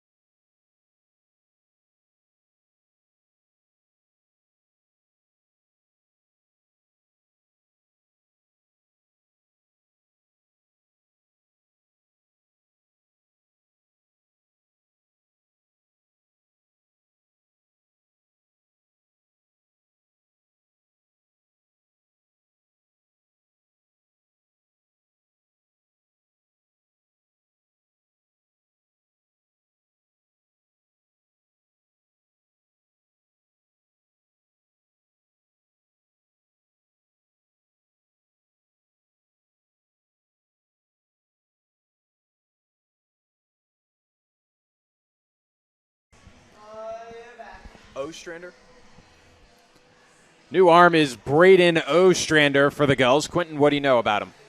Right-hander from Florida Atlantic, making his third appearance here in the postseason. He's gone 2 2/3, 4 strikeouts, 2 walks, 2 hits. He's got an ERA of 6.75. He gave up 2 runs in an inning and 2/3 back in the quarterfinals against Ocean State, but his latest appearance came against Danbury 5 days ago when an inning and struck out 2, did not allow a run. Evan Ulrich is the batter. He replaced Darius Troche in the top half of the inning at catcher. Blues finally knocked out Umberger, but at what cost? I mean, is it too late?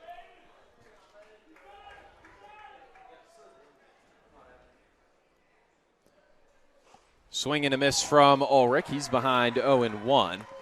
Just need to get guys on base, maybe turn it over to the top of the order, see what you can do. If you can get a couple back here in the 8th. Still not entirely out of reach. Fouled off of Burley's mask. He seems to be just fine. Find it hard to imagine you would take any Gull out of the game at this point or get them to come out of the game due to injury. Yeah, no, they all want to stay in it. They want to be on the field for what could be their 7th championship. 0-2 to Ulrich.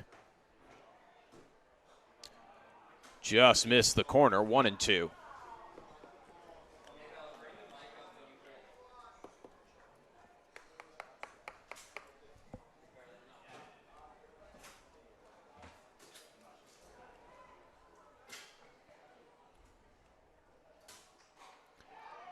That pitch a little more outside, 2-2. Couple grunts from the crowd. Burley tried his best to bring it back, but nothing going. I think the home plate umpire has had a very consistent strike zone tonight. Haven't heard many complaints from either side.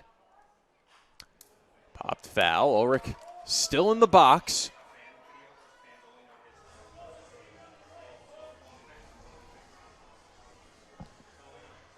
Looks like I see a large figure in the bullpen. I'd have to imagine it's Brent Francisco. I mean, you need a hold in the 9th inning. That's no secret, and that's your best option.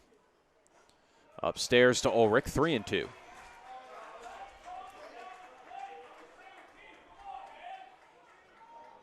Griffin Arnone is on deck. Had a good playoffs, not great so far tonight. 0 for 3 with 2 Ks. Ulrich still battling. Count remains 3-2. Tyler Fody is already on over at first base.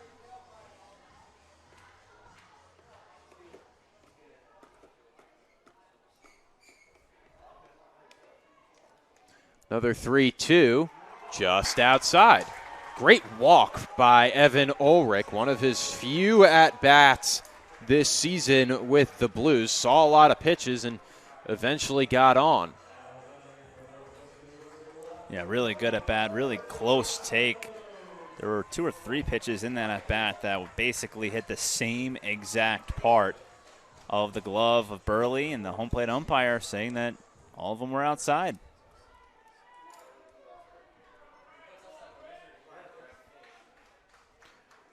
Arnone waves and misses at the first offering from Ostrander. 0-1 the count.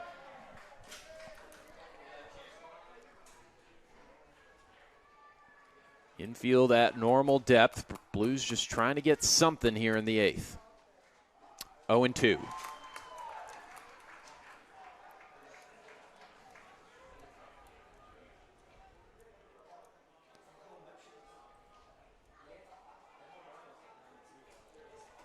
Ostrander comes set, now deals. Arnone able to fight a pitch off. Still 0-2 the count.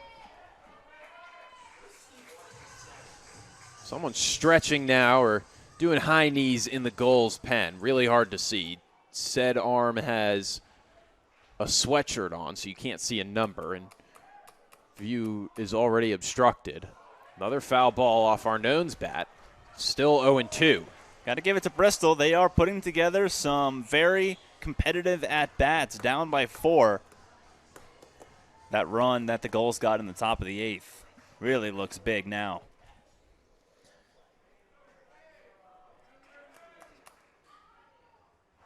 Arnone takes right down the middle. He knew it, too. Big strikeout for Ostrander for first out of his outing and the first out of the bottom of the 8th. Yeah, that one was a little wrinkle in it, and that fooled Arnone.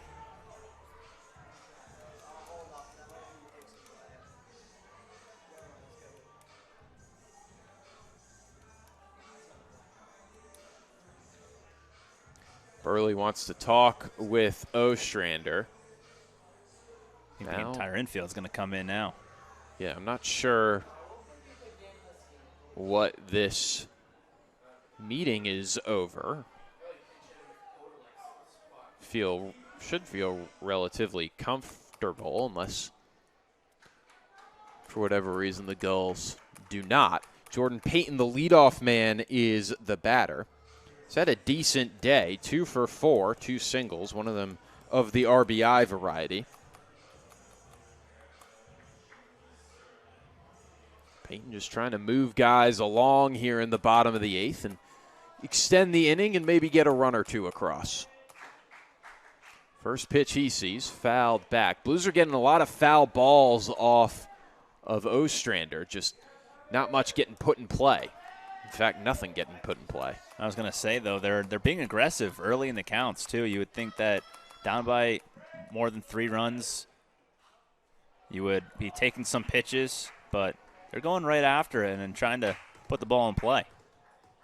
0-2 to Payton. Ostrander's done a good job of getting ahead. It's just getting the out pitch, which he's struggled with. Way off the plate, 1-2.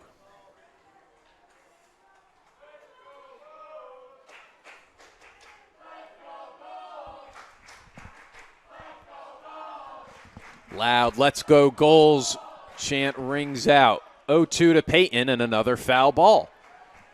Apologies, it's 1-2 to Payton.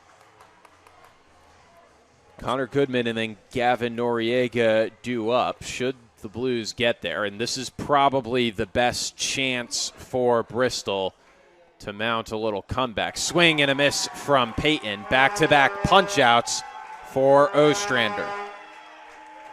Well, after walking the first batter he faced in Ulrich, he has come back and struck out Arnone and Payton back-to-back. So really nice job by Ostrander. Looks like he's settled in now, and he's going to face Goodman, who's already been on base a couple times tonight.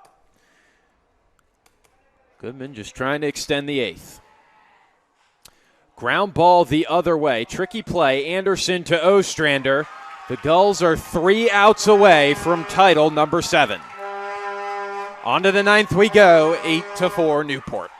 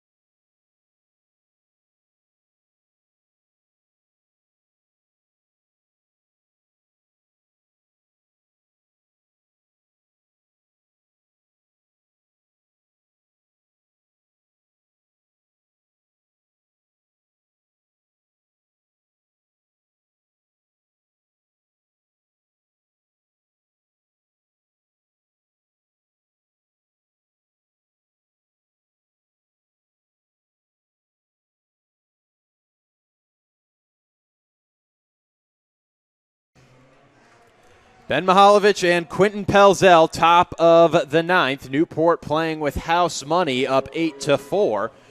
Looking to get maybe a run or two to really lock it in, although 4 runs definitely seems like it should be enough for the Gulls.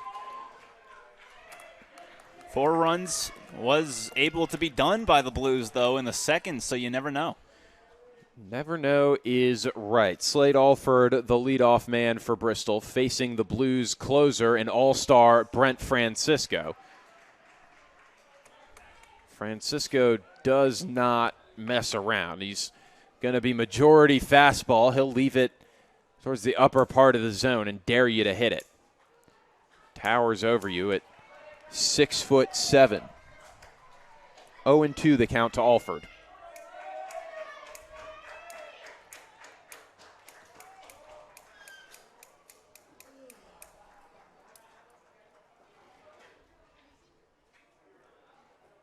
Swing and a miss. Francisco, if nothing else, is doing a great job of adding to his numbers, which are already very impressive as is. Division II East Stroudsburg University, very lucky to have him, and the Blues lucky to have him this year.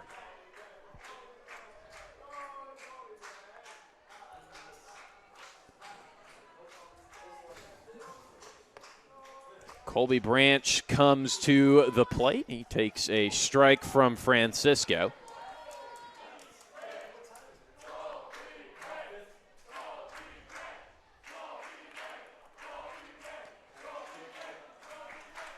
Only thing that's really holding Francisco down is a deep drive into left. Arnone is under it, catches it just in front of the track.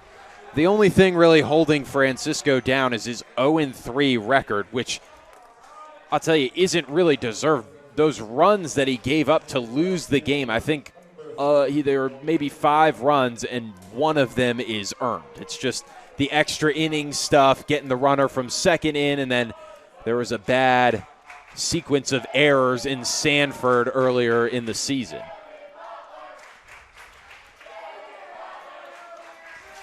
Billy Butler, the batter, waves and misses, 0-1. And that's why the win and loss record for pitchers has kind of gone out of style with the modern game of baseball. No one really looks at it. Yeah, it's really nice to look at if you have a 6-1 record or 6-0 record, but those aren't really the numbers that matter. Yeah, oftentimes it's not the whole story, and you can't entirely credit the pitcher. I mean, there are certain guys who you look at and they just put their team in position to win every day, and the win-loss record does matter for them. There are other guys who will give you a good start, but maybe the offense is quiet. Strike 3 called, 2 punch-outs for Francisco. But the Blues chasing a miracle, down 4 as we head to the bottom of the ninth. Newport 3 outs away from title number 7. Quentin will have the call when we come back on the NECBL network.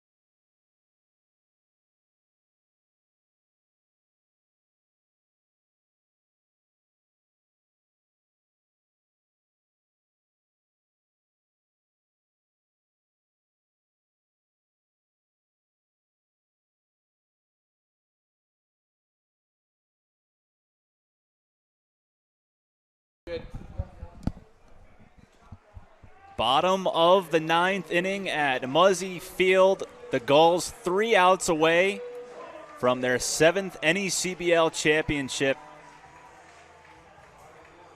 Braden Ostrander is out there for his 2nd inning of work. He's trying to nail down the save. Quinton Pelzel, Ben Mihaljevic with you.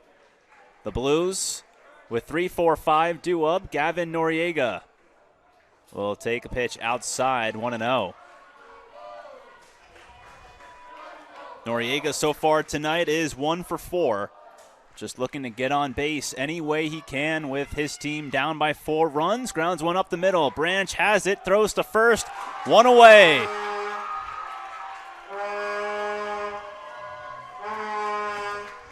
Two outs away. And if you're Ostrander on the mound, just throwing strikes, you do not want to give away any free bases. Yeah, especially with the out. It's very comforting to get a quick out at that. First pitch, fouled back, 0-1. Solinsky, very aggressive. Definitely a nerve-wracking situation. The first out calms those nerves.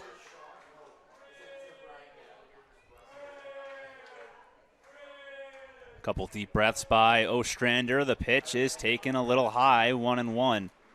Solinsky so far tonight has walked. He's hit a sacrifice fly, and then he has struck out twice.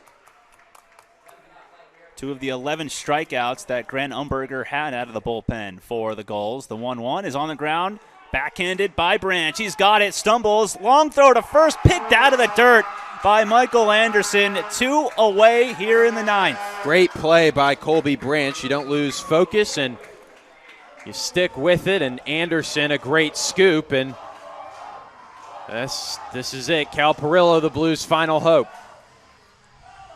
Blues down to their final out. Cal Perillo, 1 for 3 tonight as Ostrander throws a ball inside, 1-0. I can't imagine the goosebumps that Ostrander has right now on the mound, and the nerves trying to... Doesn't help to get squeezed a little bit. Right, it's got to agitate the nerves just a little bit. 2-0, and that's in there for a strike. Gulls scored 4 runs in the first. The Blues came back. They scored 4 runs. And then the Gulls scored 3 in the 4th. That one lifted down the right field line. Foul ball as it lands. And the count now 2-2. The Blues down to their final strike. Gulls fans made the trip all the way down from Newport. You can hear them chanting, 1 more strike. 2-2. Fouled away. Perillo swung at that pitch at the last second to keep the season alive. Approaching 10 o'clock here in Bristol. About 3.5 hours from the first pitch. Ostrander, 2-2, is on the ground, left side. Alford has it, throws to first. There it is. For the first time since 2014, the Newport Gulls are NECBL champions. It's been 9 years, but make it 7 championships for the NECBL's winningest organization as they rise to the pinnacle of the league once again.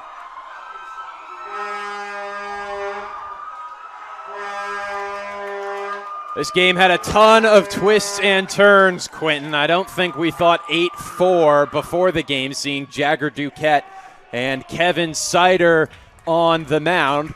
After the second inning, we were thinking more like 15-14, and then Grant Umberger happened. Yeah, Grant Umberger was just simply amazing. There's really no other words to describe the performance that he put out there. 5 1/3, his longest outing of the season, the most strikeouts, and he did not allow a hit. I mean, just immaculate from Grant Umberger. He saved the Gulls from having to go to Game 3. And how about the fans here who traveled all the way from Newport? Yeah, as impressive as the Newport performance was, the fans maybe even more impressive. It looks like we're going to have a good old-fashioned clean handshake line to finish the NECBL season. And there's the Fay Vincent Senior Cup sitting on home plate. That is a huge trophy. I was going to say, oh my. But there it is at home plate, and the Gulls, they finished the postseason by winning 6 straight after losing game 1. If this was the old playoff format, the Gulls would be long gone. That's true. And the Blues barely would have snuck in. But congratulations to the Newport Gulls. A terrific season, and I had the pleasure of watching all their games this year. It was just truly a blessing to be able to call games and call Cardines Field my home. Do want to thank Mike Falcone for bringing me on, the Director of Baseball Ops. I want to thank everyone that I've worked with this year. It's really just been an awesome season, a dream come true for me, and to see it eventually